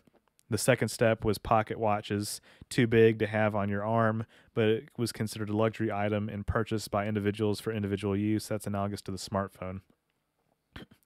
Yeah. And actually, Isaac, the webcomic creator, says hello. Hello, Isaac. One of my patrons is a channel called Knowledge Hub. Many of you may be familiar with him. He's a brother of Alternate History Hub, who was a big inspiration to me in a lot of ways for my alternate history content on my channel historically. But he makes Knowledge Hub. He's made a bunch of videos about the history of technological predictions over time, particularly in like the late 90s, early 2000s, mid 2000s. One thing that a lot of predictions got wrong is that they still assumed that you would have had to have gone physically to another place to use like terminals, computer terminals. We actually see this a little bit in Fringe. So in Fringe's alternate universe, they're technologically ahead of us, but a lot of their tech is retro-futuristic in a sense. So like they don't have analogous, technologies of the 2020s where it's like, smartphones and everything like that. They have public touchscreen terminals to look up information. They've got, this and that, the other, where you still have to physically go out because it's a psychological thing where, you just don't think about, keeping people in their homes, using this kind of stuff on the internet all day. That's a more recent development that's been more just as much social as it has been technological. And then Phobia's analogy, finishing up, the last step was the wristwatch, obviously analogous to smartwatches. The technology isn't ready yet, and they are heavily reliant on having a phone in your pocket, but wrist computers are next. Yeah, I think that is going to be the future. Wearable technology. Let's see. I love smartphones. I am watching the stream and chatting while my job at my job driving a public bus. Wow. Driving a public bus. Thank you for your service. Well, it has allowed a lot of people to, multitask in different areas of their lives. I think that part's great. I think Phobia is probably onto something where it's like, you know, social media is really the biggest problem that's killing us. But like the form factor, I mean, you know, I just think there's a better way. I just think there's a better way. If it folded, it would be fine, but you got an exposed glass screen that can fall on the ground and crack. I don't know. There's just got to be a better way. Phobia says wearable technology. Man, somebody should make a documentary about that, huh? Well, I'm going to do the same thing that I've done many a time on a stream before, and I'm going to not even have any shame in doing this. I'm going to link that documentary because that person's me. I made a documentary about wearable technology. I made a video about wearable technology 2 years ago. My short doc about wearable technology. It's called Will We Become Cyborgs? I think it's an open question. I held on to having a flip phone forever, and then when I finally move on from them several years later and buy a new phone, Samsung does the wrong one and comes out with the Samsung Galaxy Z Flip. Yeah, the multi-touch thing also is, you know, is a reason that we haven't been seeing like a lot of, you know, that we've been seeing that form factor stay around. I mean, that's kind of what the iPhone purpose was. It was a multi-touch surface that, like the iPad, but smaller, where you could do all kinds of things. And I like multi-touch technology. But so just the fact that we drifted away so much from, you know, the clamshell design was just from a design perspective was just superior in so many ways. One day we'll get there. The wearable technology will come to us. Anton says, "Don't worry, we'll all be chipped one day." Isaac says, "I love your video on the Xindi from Star Trek." Thank you. Thank you. I think that one's somewhat underappreciated, if I do say so myself. Although actually it has about 10,000 views, which is way more than it had at the beginning of this year. Speaking of modern technologies, did you ever wonder why Starfleet officers often personally deliver the mini tablets with their work to their superiors instead of just sending it wireless? That's an excellent question. I've seen a lot of people theorize about it. It could be a security thing. It could be just that it's better to have information like that stored locally on a device that is not connected to a broader network that can be hacked. There may be holes in that theory, but that's what I've seen that's the most believable to me. Always an enjoyable stream as well as great content from a great channel. Good night, all. Good night, Hammer. Thank you for staying around. Yeah, I forget there's Europeans who have to go to bed soon.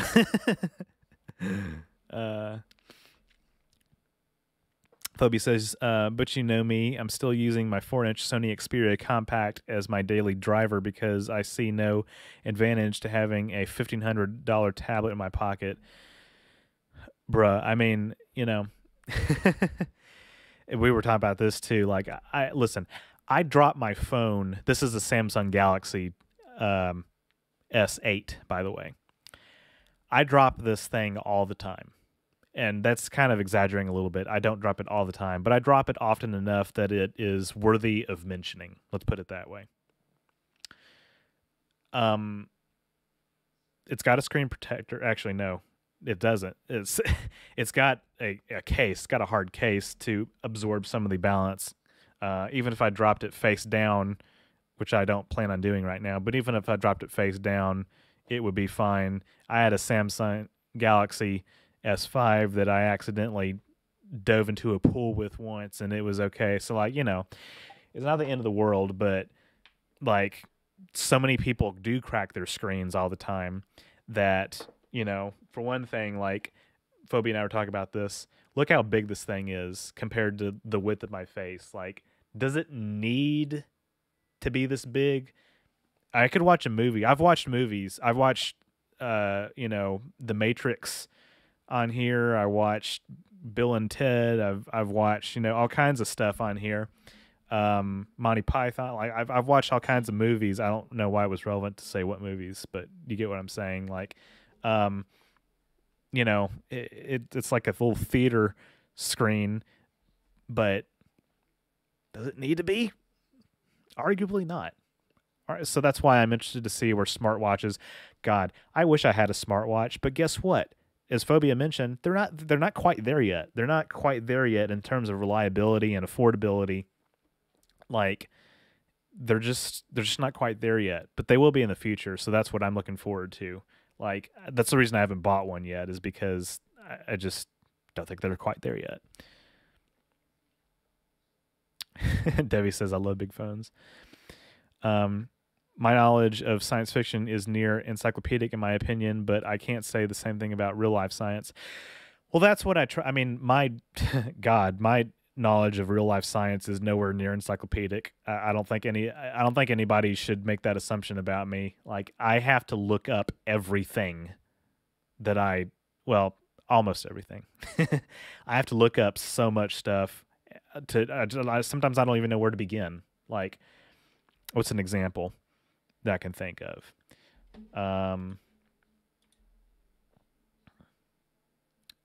Let's think about.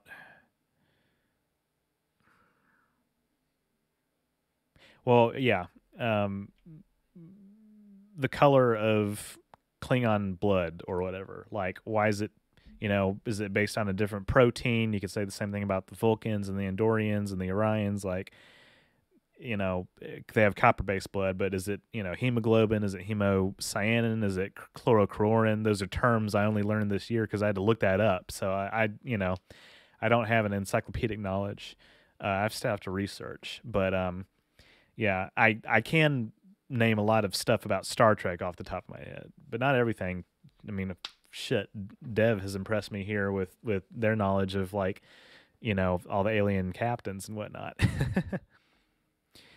Phobia says, I'm telling you, man, phones don't keep getting bigger because it's better. Once you pass that 5-inch threshold, at least for me, they're just impossible to hold on to.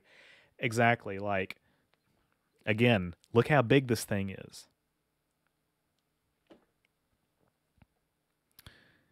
The more devices the break, the more devices you have to buy.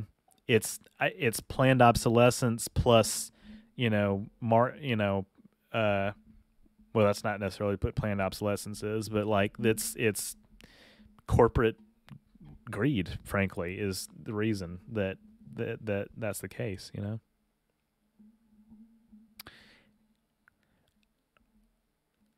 I have YouTube, Netflix, Disney Plus, and Amazon Prime Video on my phone.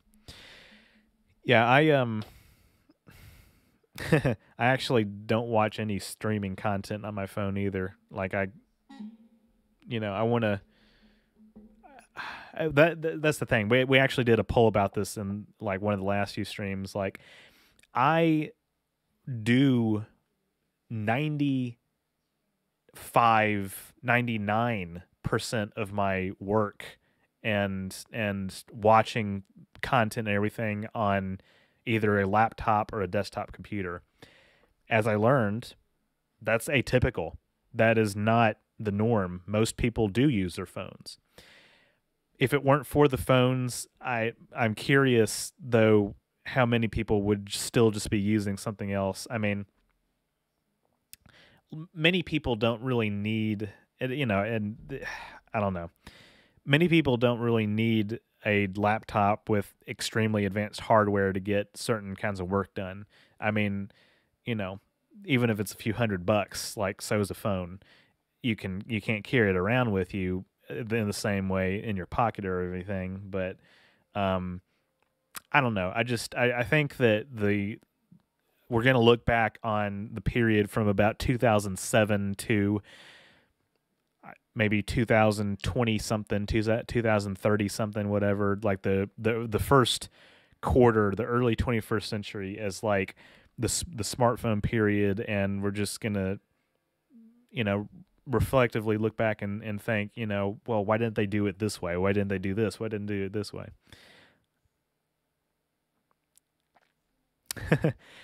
Phobia says, interesting. I almost exclusively consume content through the PS5. I want that 50-inch plus screen theater experience. Yeah, watching something on your phone, like, especially like a show. Like, I just got through saying about how I watched like movies on my phone, but like what I left out of that sentence was that I would rather have been watching it on on a laptop. Like, you can't see it.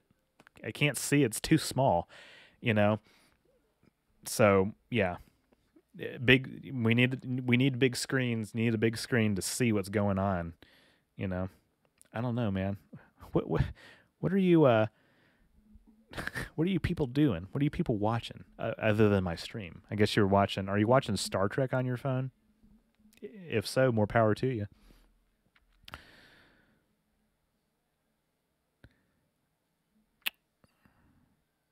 I think Star Trek and any sci-fi show I watch helps me gain knowledge because I'll pause a video or show and research it. Yeah, I mean, I actually that's one reason I'm kind of doing a TNG rewatch right now, and I'm planning on doing that for the other shows. Like, getting some episode ideas. Like, I actually all of the episodes where, and this isn't exclusive by any means to TNG, but like all the episodes where they go to Federation colonies that are, in peril or whatever, it gets me thinking, like, how many, I said there were thousands of colonies, but how, what's the history of human colonization in Star Trek in the galaxy? Like, how many Federation or how many United Earth colonies, how many human colonies are there? What are the major ones? Like, what sets them apart? Like, that's something I want to explore. Oh yeah, you guys let me know if you would like to see. I don't know how soon I'd get to it, but let me know if you want to see a video, alien species video about the Shellyak. If you don't remember who they are, I still don't know how to pronounce it, but non-humanoid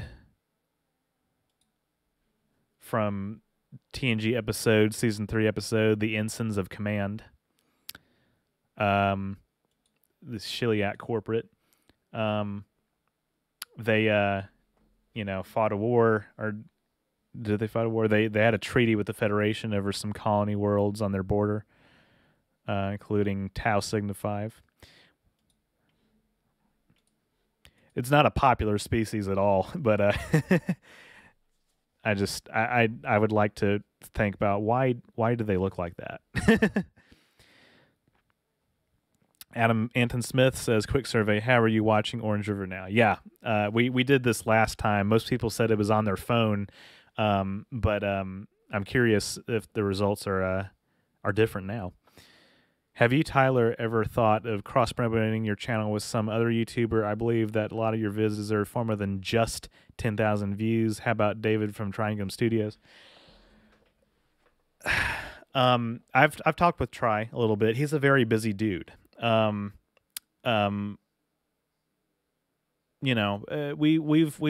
floated the idea of collabs. I know a lot of people want to see me work with Lore Reloaded.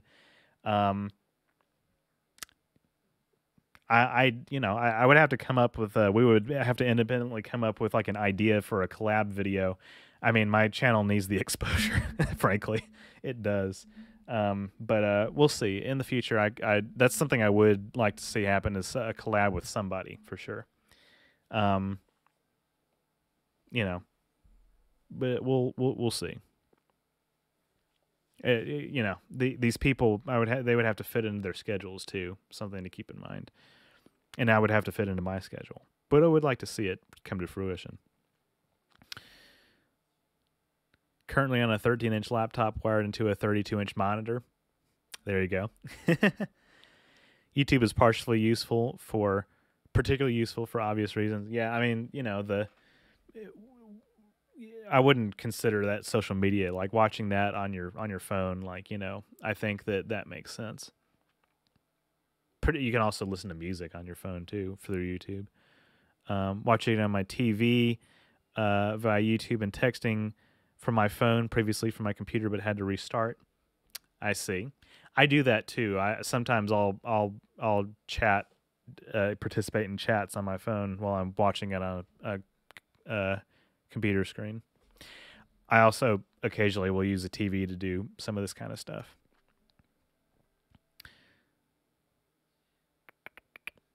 I'm just going to be perfectly honest. Many people use their phone for stuff that's not appropriate for this chat, but y'all know what I mean.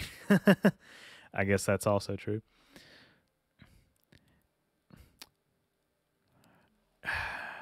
The Disney Plus shows that I have watched are I have not watched The Mandalorian. Guys, I'm just going to be honest. I'm just going to be upfront. I just don't care about Star Wars that much. I just don't. I know, that there's like,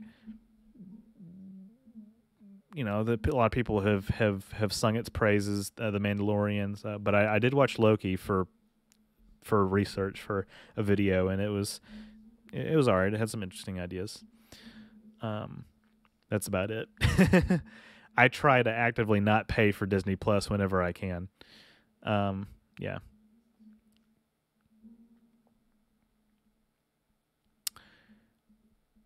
Yeah, that's why I want to know about the Shiliai. Why do they look like that? As long as it's not the species or a guy that killed Tashiar, they would be Armus, different species. Out of Netflix, I prefer the reboots of Voltron and She-Ra.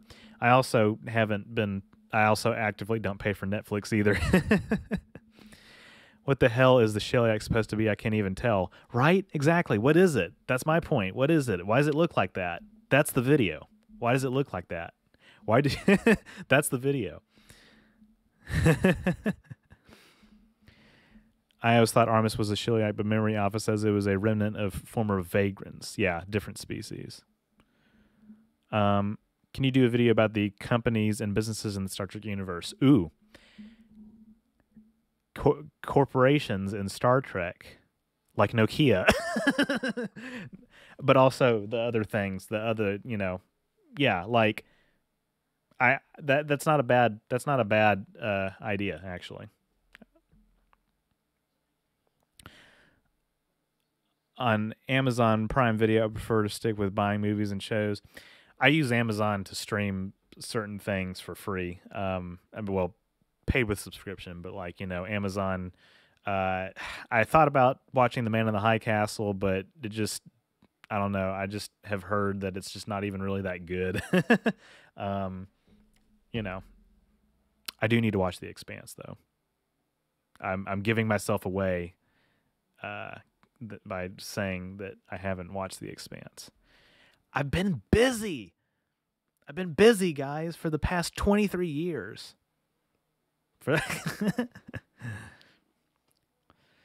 I remember the Shiliak. I got a model of their colony ship from Eagle Moss. Man, I would love to have something like that. That sounds cool. I have always liked them mainly because they were non-humanoid and thus somewhat unique to the usual Star Trek universe. Yeah, non-humanoid species. And supposedly Spock says in the original series in season 1, he says that non-humanoid species actually outnumber humanoid species in the galaxy. Now, what we've seen in the later shows is that in terms of people we meet on screen, is that necessarily the case? No. But what about the people we don't meet on screen? Well, it could still be true. And it makes a lot of sense that they would. Maybe I need to do a video about non-humanoid aliens. Actually, I could incorporate some of that kind of stuff into a Shiliak video. I love me some Star Wars the same way I love me some Star Trek. I literally only watch yours and 2 other channels for lore and Star Wars lore. All day, you got that stuff that fills voids. Thank you. I love filling voids. One thing that I've been trying to do with my channel is I have been trying to make videos that other people haven't made already. Now, obviously, some of my more successful stuff, like the alien species videos, certifiably in game has that covered, right? And I watch his videos and I like them. I try to cover a different angle of it, right? But like, you know, how big was Khan's empire? You know, I hadn't seen anybody talk about that, the eugenics wars. I haven't seen a lot of people talk about World War III, and that's another video I have coming down the pipeline. I haven't seen a lot of people talk about the Lost Era in depth. I haven't seen people talk about the difference between the progenitors and the preservers. I haven't seen a lot of people talk about Borg history. I'm sure they have, but like, that's what I want to contribute is like but even other topics like transporters and subspace and all that, like those are videos that I am going to make as well in the future and give my own take, but I try to put my own spin on it. I try to fill a niche. And so I'm glad somebody thinks I do. Devi says, thank the celestial wormhole aliens. I thought I would be the only one who didn't care for Star Wars. I've yet to see any movies, only maybe snapshots and Family Guy versions. Well, let me put it this way. The original trilogy is like basically all that's needed, in my opinion.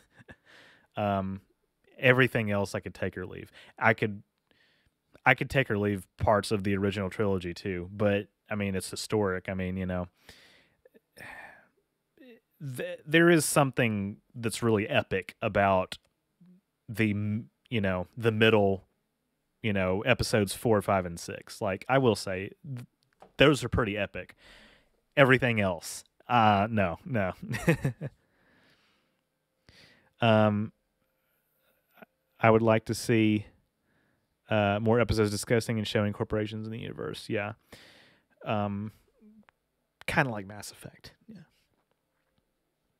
All right. Phobia says, okay, while we have some people here, I want to get a public opinion. What do we think of Tyler playing a sci-fi game like Metroid Dread, Star Trek Online, or Mass Effect on stream while answering chat? Tyler's going to be mad at me if this response is overwhelmingly positive.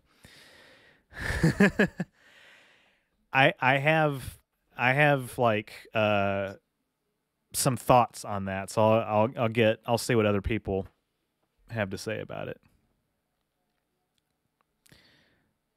I have The Expanse saved to watch, but haven't seen it either. Yeah, I need to catch up on all 5 seasons of it. Daedalus Mining Company, Castigate Shipping Company, Cisco's Restaurant, Sirius Cybernetics Corporation, etc. That's a good point. Those are a lot that we kind of tend to forget that stuff like that exists. So yeah, that actually is a really good video idea. Dominion. That's actually a really good video idea. I'm not going to lie. That's actually really good. I actually kind of would like to do that soon so I don't forget about it because, we do forget that some of that stuff kind of operates in the background.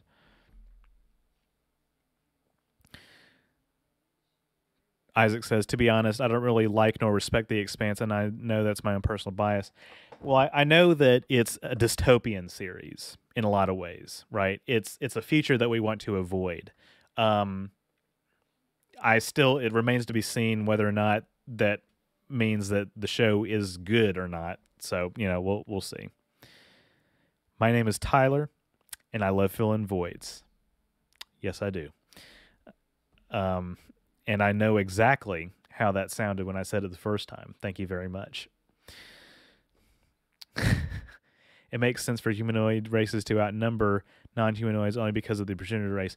Well, again, the contention that non-humanoid species outnumber humanoid species, even taking the progenitors into account, I would argue, and again, we don't know for sure if this is really the case. I mean, it's a one line in one episode of the original series. That was an offhand remark. Does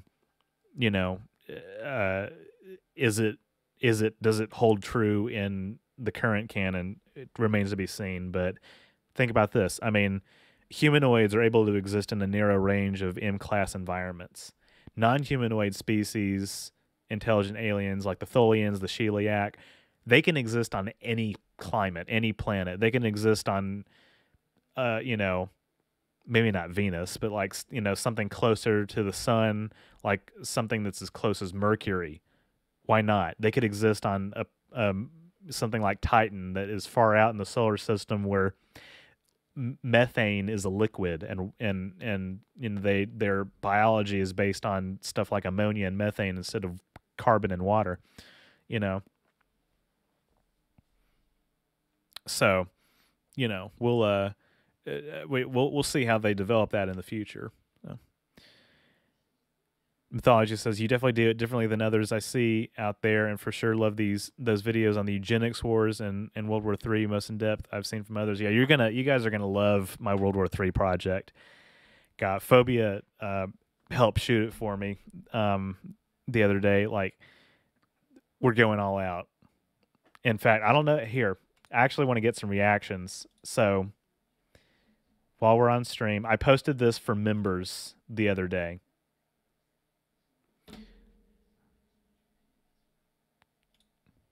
This is what I'm talking about. This is we're using props, costumes, locations. This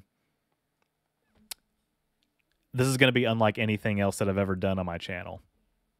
Well, actually, that's not true. This is going to be unlike any other Star Trek video I've ever done on my channel.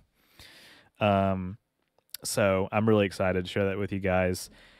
I initially said early December. It's probably going to be more like late December, but definitely I want to have it out before the end of the year.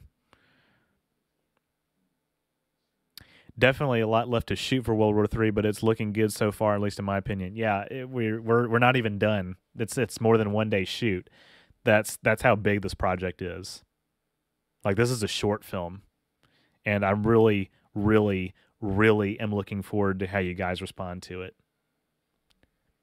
I'm looking so forward to that.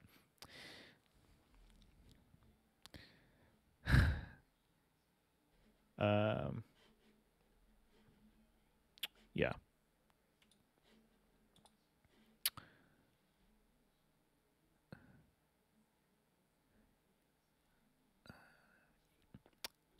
Do you like or dislike Doctor Who?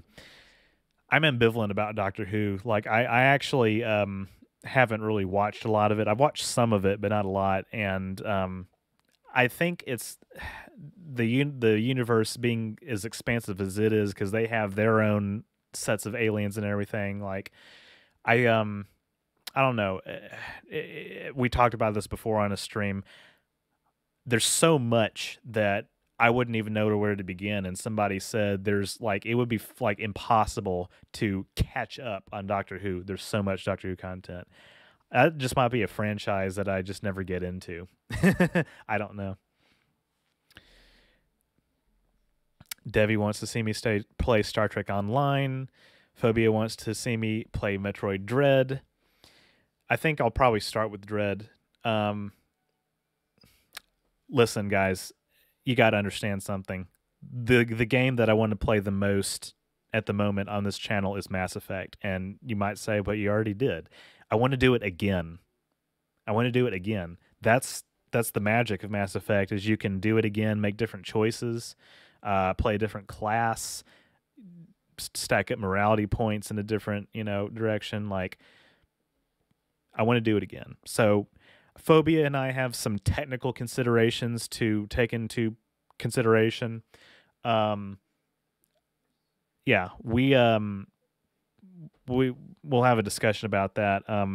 I want to I kind of would love to simulcast, like, recording video game footage for my video essays while I stream. So looking into that is something that has been a priority for this channel for a few months, actually. Do you play Stellaris, or would you be interested in it?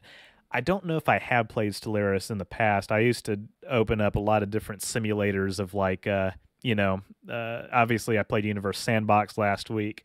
If you missed that, you can check it out. It's in my stream playlist on my channel page, but that was really fun.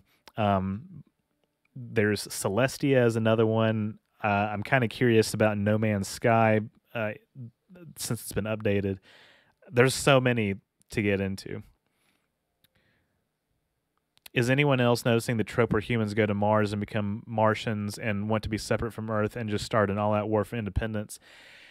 Yeah, I think the reason that that's maybe a trope in sci-fi is that that's how it would play out in real life. I don't think I think to expect that not to happen is unrealistic. I think when we go to Mars, our culture there, their culture is going to become so distinct that inevitably they will want independence. I think that's just going to happen in real life. So, it is interesting that it is a trope, though, that it recurs quite a bit. Was the post-atomic horror like a cross of Mad Max, Fallout, and Judge Dredd? Yes. Yes, it was. And I talk about that in the video, too. To add about humanoids outnumbering doesn't really make that much sense to me because to point out how they avoid contact with pre-warp societies and the non-humanoid might have like a prime directive. I still think that it'll be interesting to see some numbers on that. You know, I don't know if that kind of thing exists. I actually have a video coming out this month about the prevalence of intelligent civilizations throughout the galaxy in Star Trek versus what we can presume it might be like in real life. That's actually a two-parter. You guys are going to love that too. Somebody says new mask mandates. Yeah, the radiation is or excuse me, it's just getting so intense out here. You gotta, it's like taking a face shield up to 11. Actually, it would have been better if I had something like they had in Arrival, but you know, it's a conversation for another time. Definitely, let's see. At the risk of sounding too weird, I only like humanoid aliens because of sexuality, such as the cases in Star Trek and Mass Effect. Well, I mean, I don't think you would be alone in that, Isaac, to be perfectly honest. Like, I do think that is the big appeal. I mean, again, you mentioned Mass Effect, too. Like, that's like, you know, that is one reason that the aliens look like they do. I mean, think of the Asari, you know, like, I mean, think about that. Like, you know, it makes sense from a design perspective, from a narrative perspective, from a character perspective, that would be the case. It's funny, and actually, I might want to make a video about this topic as well. Like, so in Star Trek, we know that the humanoid form is common because of the progenitors.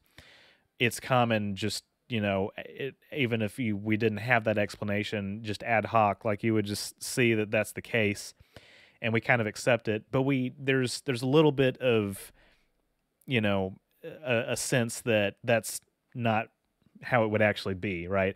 For one thing, the fact that so many of these races are at a similar technological level and exist so close together is kind of a contrivance it's basically suspension of disbelief, right?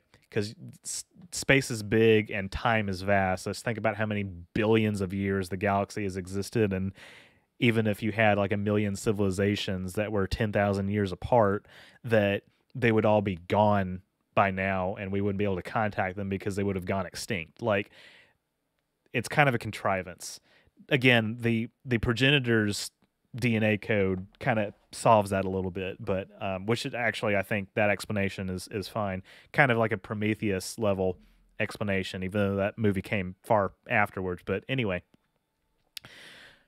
damn it, where was I going with that point? Oh yeah, humanoid aliens.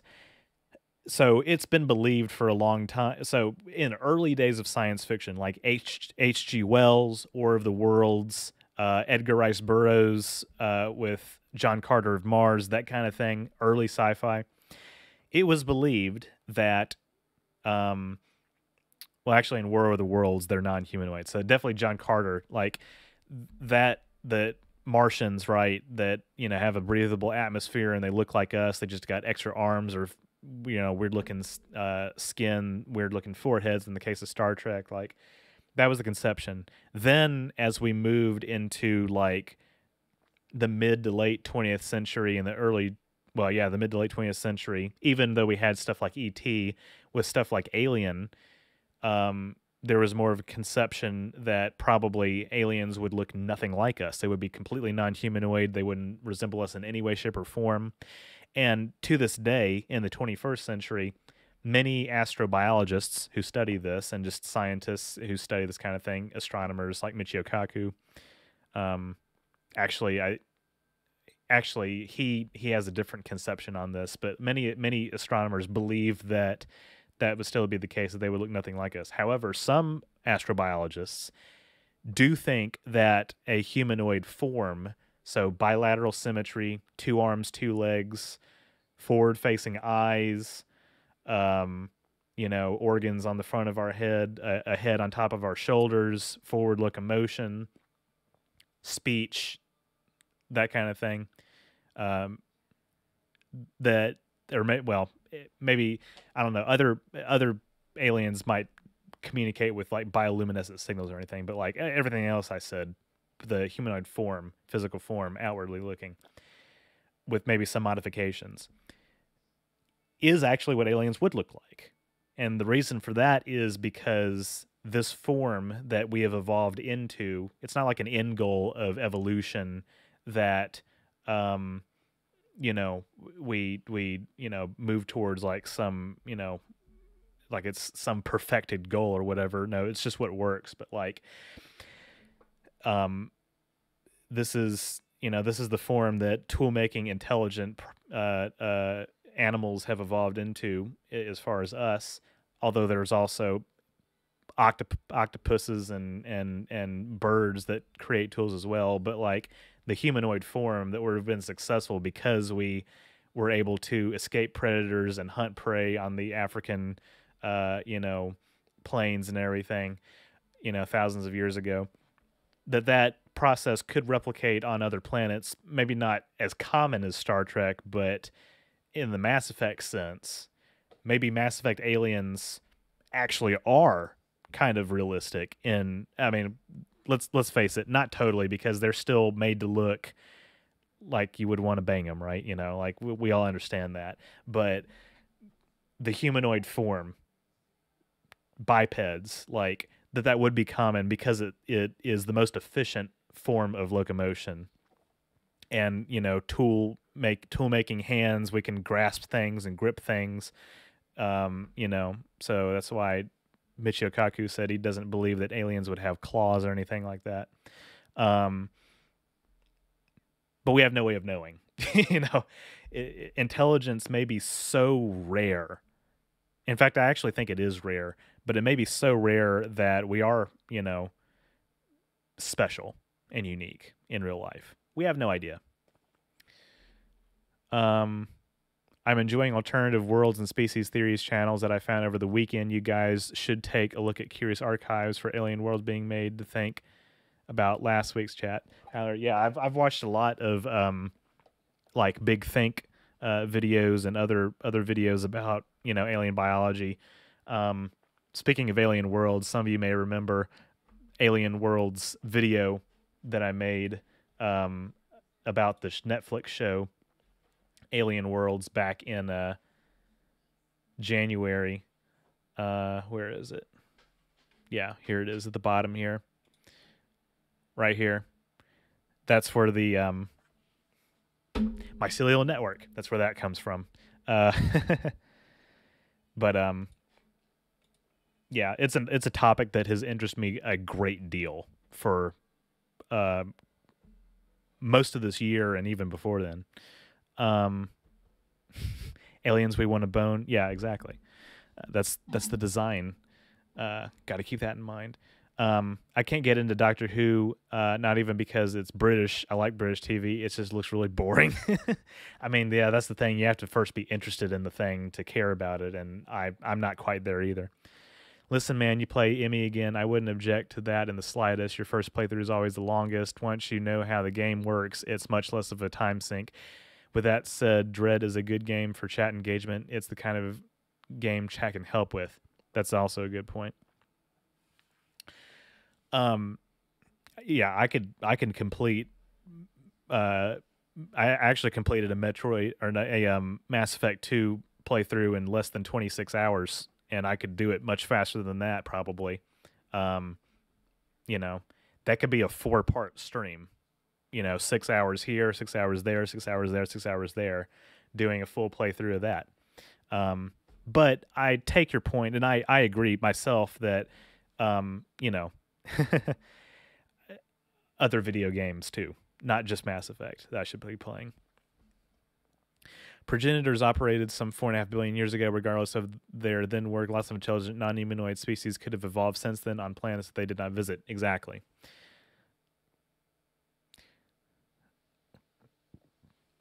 One of the things about the great things about the Expanse is that it is to a certain extent an allegory of today's society on a socioeconomic level. That's why it's dystopian. It's like our world. Exactly.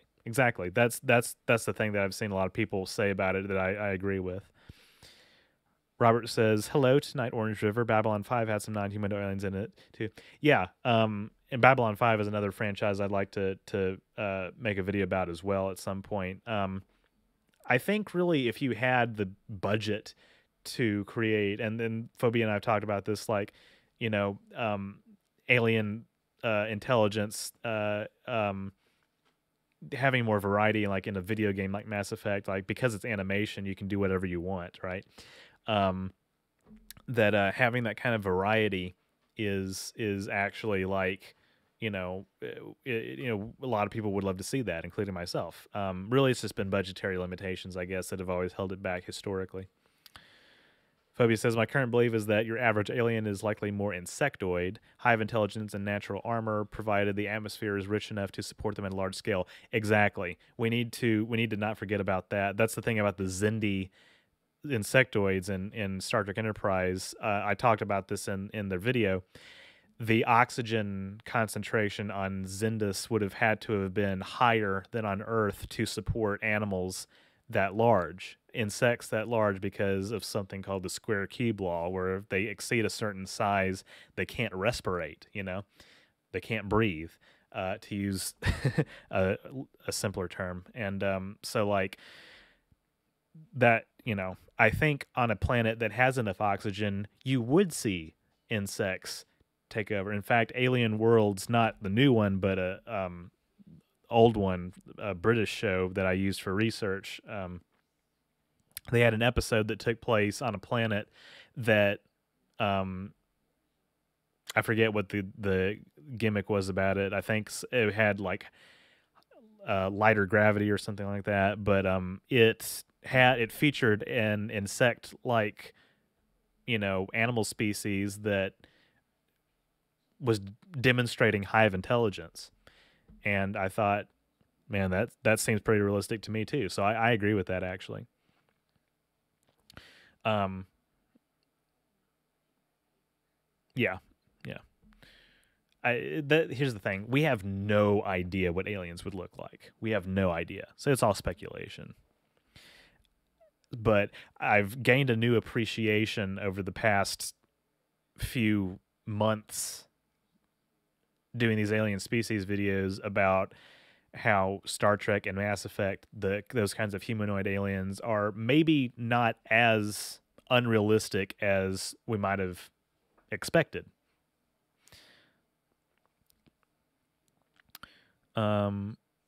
Yes, Phobia says, let's not forget the oxygen concentration on Earth is actually much lower than it once was in ancient history, and by that I mean history before human life. We evolved based on low oxygen levels. That is 100% true. That is 100% true. That's why the dinosaurs were so big too. Intelligence is rare even among humans, in my experience. I can't argue with that in the slightest. Yeah, sorry, I'm going in out of order on these chats. I always laugh when the aliens in Doctor Who try to interact with their complex machinery with 2 or 3 massive claws. Yeah, man, like seriously. That's my thinking too. That's why I didn't really appreciate what they did with the Klingons in Discovery season 1. They've kind of since walked that back. Yeah, claws, like, no, that's not conducive to tool making, really. I mean, have you ever it's good if you're a predator, which we historically have been predators as well. Like, we're part of our evolution and our brain developing such that it is to to where we are today involved hunting animals, eating meat, getting calories from cooking. That's why when we invented fire, that it was so revolutionary. Not only did it keep us warm, it you know helped us cook things. I mean, the act of cooking, it had to be invented long before agriculture came along and revolutionized our economies and societies. Like, we had to get there somehow. um and Part of that is being, but also part of that is being able to manipulate tools with our you know moist, webby, soft fingers, like. um did you already make a video about first contact with extraterrestrial life? Because I need help with my research on that.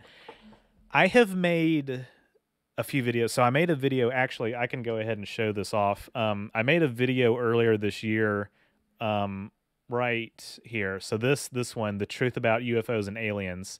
I don't know if any of you remember that. This was my UFO debunking video. So some people took issue with some of the claims that I made about how UFOs are not alien spacecraft, most likely. I think many of those dislikes came from outside my audience, because I would expect that you guys have a higher level of skepticism and scrutiny for something like this. But, oh yeah, you guys are seeing my members only videos. If you want to see some of these special behind the scenes videos, become a member at $4.99 a month. YouTube.com/OrangeRiver. Click the join button. I made a video about, like, contacting intelligent species, and I talked about that a little bit in this, and then also later I have coming to this channel, like I said, the two-parter about, like, the Drake equation and the prevalence of intelligence and that kind of thing. So I think that should help with your research a little bit, maybe not fully.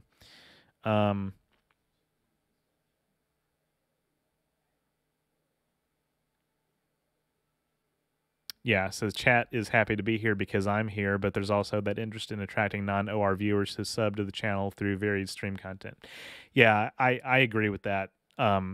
I really do. That's why I was so glad to get in a bunch of Mass Effect people when I did that a long time ago. Like, and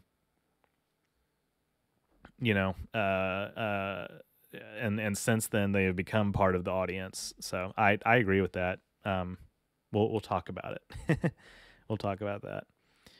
I've started Babylon 5 a few weeks ago and finished season 1, and then HBO Max screwed up the audio for the rest of the seasons. Ooh. Waiting for them to fix it, but I like the universe they've built. Yeah, J. Michael Straczynski is, he's like Aaron Sorkin in that he's, pretty much the architect of that entire show, all the scripts written by him. You love to see that kind of success in Hollywood. I've only seen a handful of Babylon 5 episodes. A video about it from you would shed more light. I'll put it on the docket. Let's see. Like that Babylon 5 shows and features non-humanoids off the base outside the core 4 races, and that they even show that the biology and even the baby makers are different than humans. That's also a good point. I like the insecty appearance of the collectors for that reason. Yeah, the collectors are a really cool design. I think it's one of BioWare's best alien designs. Yeah, I tend to agree with that. Let's see. Even if the claws have dexterity, well, it depends. Like, I mean, if we're talking about an insect, like, like, they've got to be able to, if we have an intelligent even if it's hive intelligence, they've got to be able to manipulate tools. They could do it. I could see, like, I could see crabs or, spiders or insects or anything like that having, you know, some kind of dexterity. I just I've always just been confused, seeing like the traveler, with his, it's not a claw, but he's got like, it's like a hand that's like, fused together with fingers. Hold on, let's look at that. Um, the traveler. The traveler. The traveler. I mean, look at this. What is that? What is that? Look at what the hell is that? How did that species evolve and make tools and build a civilization? What is that? So that's another issue that I have. But anyway, I'm not an expert on that stuff. One more quick thing about insect aliens' eggs. Carrying one offspring fully determined inside your body is a massive gamble in terms of evolution and terribly inefficient. That can't be common. That's also a very good point. It's like we see with the Zindi insectoids. They have a hatchery, where they are able to reproduce that way. Makes perfect sense. Yeah, giving life birth is giving life birth and carrying a single fetus to term is a trait that we see even a lot of reptilian aliens, like the Drell, for example, in Mass Effect, and also, other possibly non-mammalian species in various sci-fi do. And it is a trait that is not exclusive to mammals. I think whale sharks do it. Well, they lay eggs, right? But there are animals that carry their offspring to term inside themselves that are not mammals, and give life birth. But actually, technically, you're correct. It's not common on Earth, actually. I mean, most animals reproduce via egg laying. So out in the universe, the question is, would an intelligent species do that? I think the points you lay out in favor of it are good. Let's see. What's your thoughts on? Somebody said sneaky advertising. Yeah. The join button's right there. It's right there. It's right here. All you got to do is click on it. Huh. My cursor's not showing up. The join button. There we go. It's right here. All you got to do is click on it. It's just $4.99 a month. Yeah, all you got to do is click on it. Anyway. Yeah. What's your thoughts on Babylon 5 getting rebooted? I'm interested to see what's done with it. I mean, I'd like to know what the release date is so I can maybe time a video to go with it. I do plan on doing an Orville video before season 3 comes back too. So, Phobia says the join button is also under my stream. Yeah, I'm looking at a different screen. So yeah, yeah. Join button's right there. All you gotta do is click on it. $4.99 a month. Get behind the scenes photos and videos and exclusive content. That's right, exclusive content. Yeah. I remember that episode of Star Trek TNG called First Contact, which featured aliens who look like Dr. Seuss characters. They did look pretty weird. Yeah. All right, 6:44 my time. I'm going to go ahead and probably wrap this up within the next 15 minutes so we can hit the 3-hour mark. So y'all get your last final questions in, and we'll wrap it up. And we'll call it a stream. Got a really good turnout today, actually.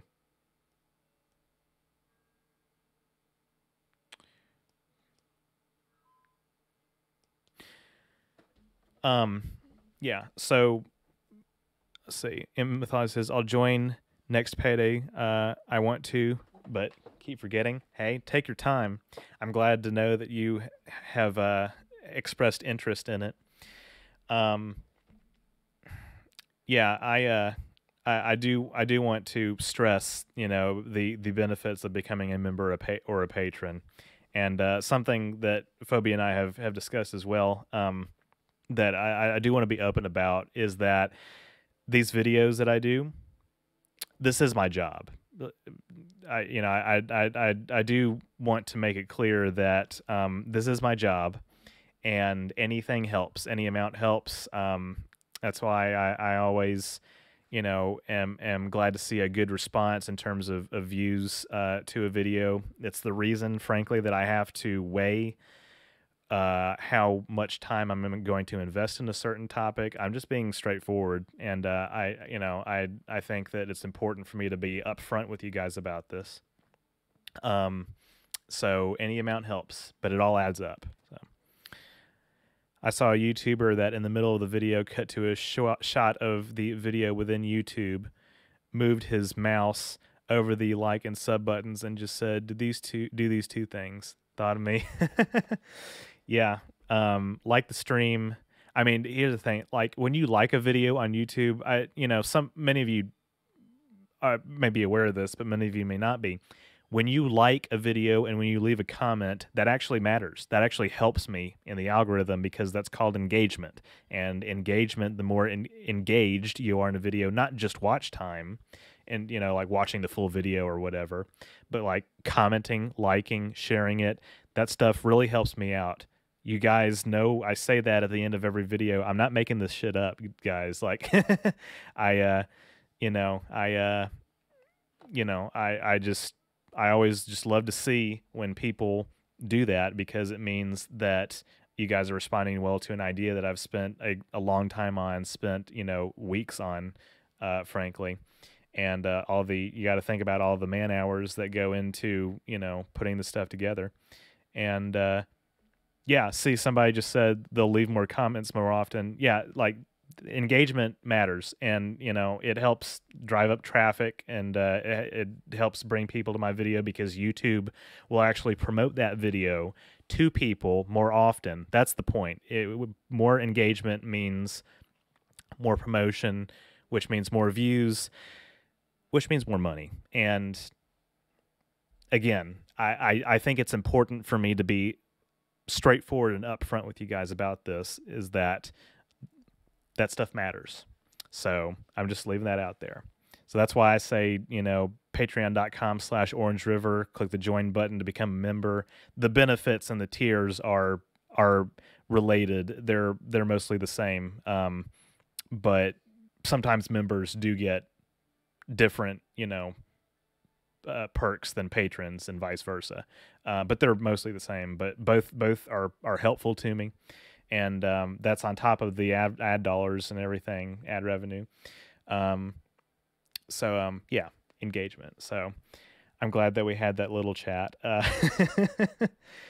I said, I think more YouTubers, small creators, ought to not feel like ashamed to bring that stuff up, because it matters. I want to show you guys something real quick. While we have some time left, before I go, I want to show you. Hold on a second. I don't have to. I can just do this on here. I want to show you guys a little taste of what's coming this week on OrangeRiver on my channel.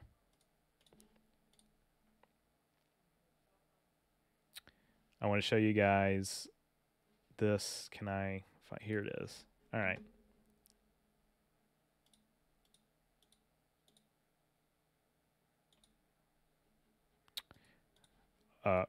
Give me a second.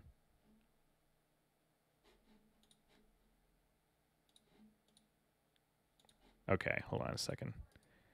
Unhide all. Media source, hide. Here. Okay. If I go on the web browser? yeah. I want to show you guys the first little bit of here we go. Tyler here. The Q are one of the most powerful species in the Star Trek universe. First introduced in the Next Generation pilot Encounter at Farpoint, the Q possess seemingly godlike powers. Q have been shown manipulating the laws of time and space, creating grand illusions that are indistinguishable from reality, and testing the limits of human creativity and human patience. The Q hail from a dimension known as the Q Continuum, but what are their true origins? Did they evolve from a familiar humanoid form like so many other aliens in Star Trek? How did their near-omnipotent abilities actually work, and what are their limits? And finally, what are the Q's true plans for humanity? Those are all questions I intend to answer in today's video, so buckle up. We're talking about the Q.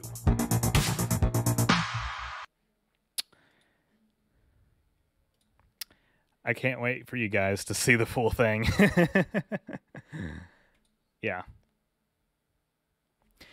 So that's going to be the big next thing. It's coming Friday. It's coming in 4 days, less than 4 days from now, 3.5. Well, a little more than 3.5. You guys know what I'm saying.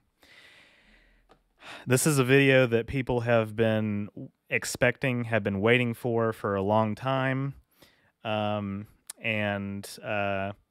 yeah, it's going to be big. I think it's one of my favorite scripts that I've written. Yeah, it's OrangeRiver bread and butter, and you guys are going to like it. So I just wanted to show you guys that first little sneak peek. So maybe I'll start doing that towards the end of streams from now on. Maybe not every time, but like I want to you know, show you guys like a little bit, like the intro of what's coming that week. I think that would be fun. I think that would be a good reason for people to stick around too. I might announce that actually.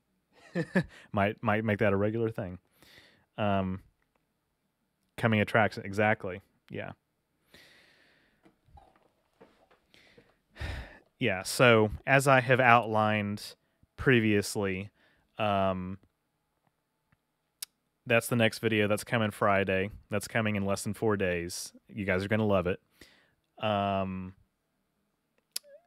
After that, I talk about the prevalence of inhabited worlds in Star Trek. You know, how many different aliens there are, how many different aliens have been contacted, could be contacted by the Earth and the Federation and whatnot.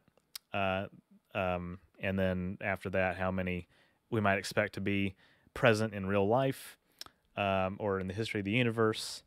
And December is going to be really fun too. I won't spoil exactly what is coming, and in definitely what order, because the order's not necessarily finalized. But World War III, more alien species. I was going to do non-corporeals, but I think that's going to get pushed back a little bit. But that script's done. Non-corporeal species. Sabraxis has been wanting me to do that for a very long time, and I finally have found a way to actually explore that topic in a way that I'm satisfied with. What else? On the very last day of December, I've got another Nintendo related video. It's not Metroid, but I'm curious to see what you guys think about that. But it's going to be a big collab. But anyway, that's what's coming. Do you talk about the girl who became Q from TNG? I do feature Amanda Rogers a little bit. I don't exactly I don't spend an inordinate amount of time on her specifically or the events of that episode, but I do kind of touch on it a little bit.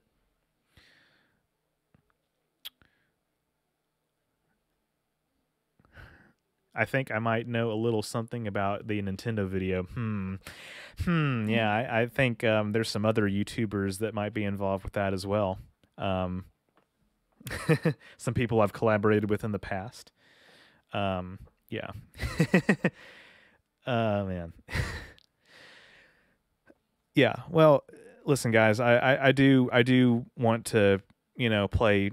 I do want to play more Mass Effect, but I do think that Metroid is going to be something I can see like in the near future being featured on these streams, and other games too. That's what I tried to do last week with the Universe Sandbox. Like, I I I do think it's good for engagement. So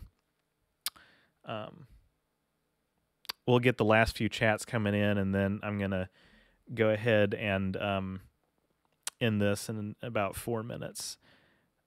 Flare Starchild says, thoughts about the Q being from a different universe before ours, how they may have come to be.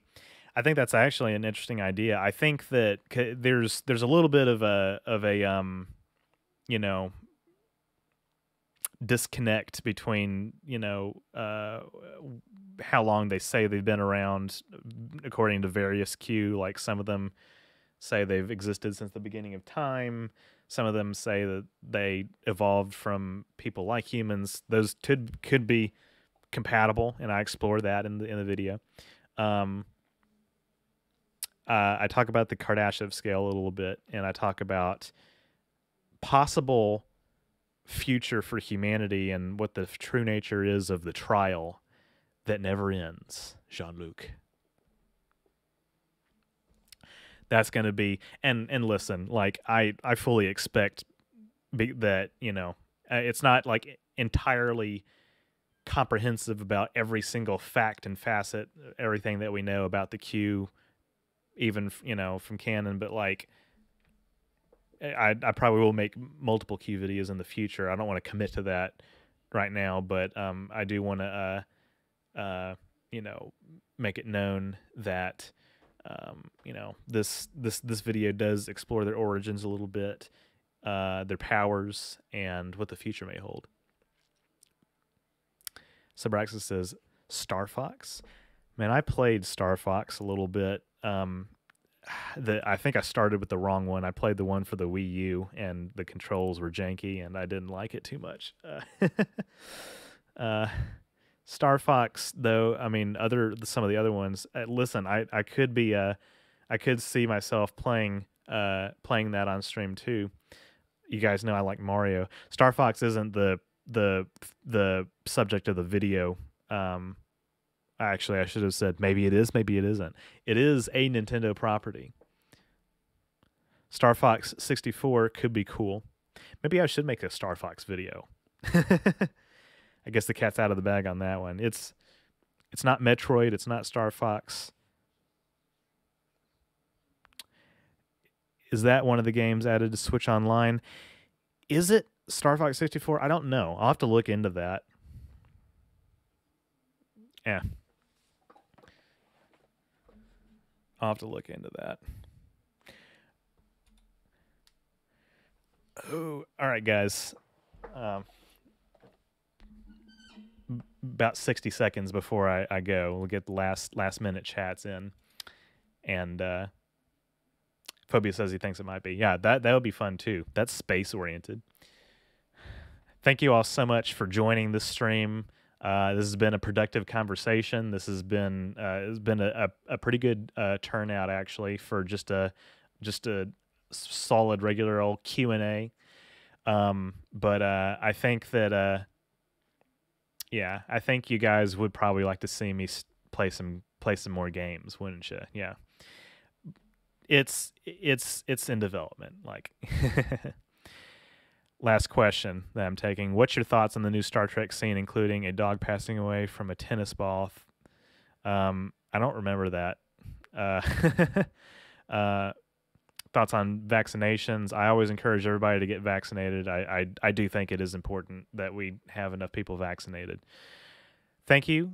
Can't wait for the next video. Thank you so much for joining. And yeah, you guys are gonna love Hugh. And it's time for me to go, but I appreciate everybody coming out. I'll see you next time.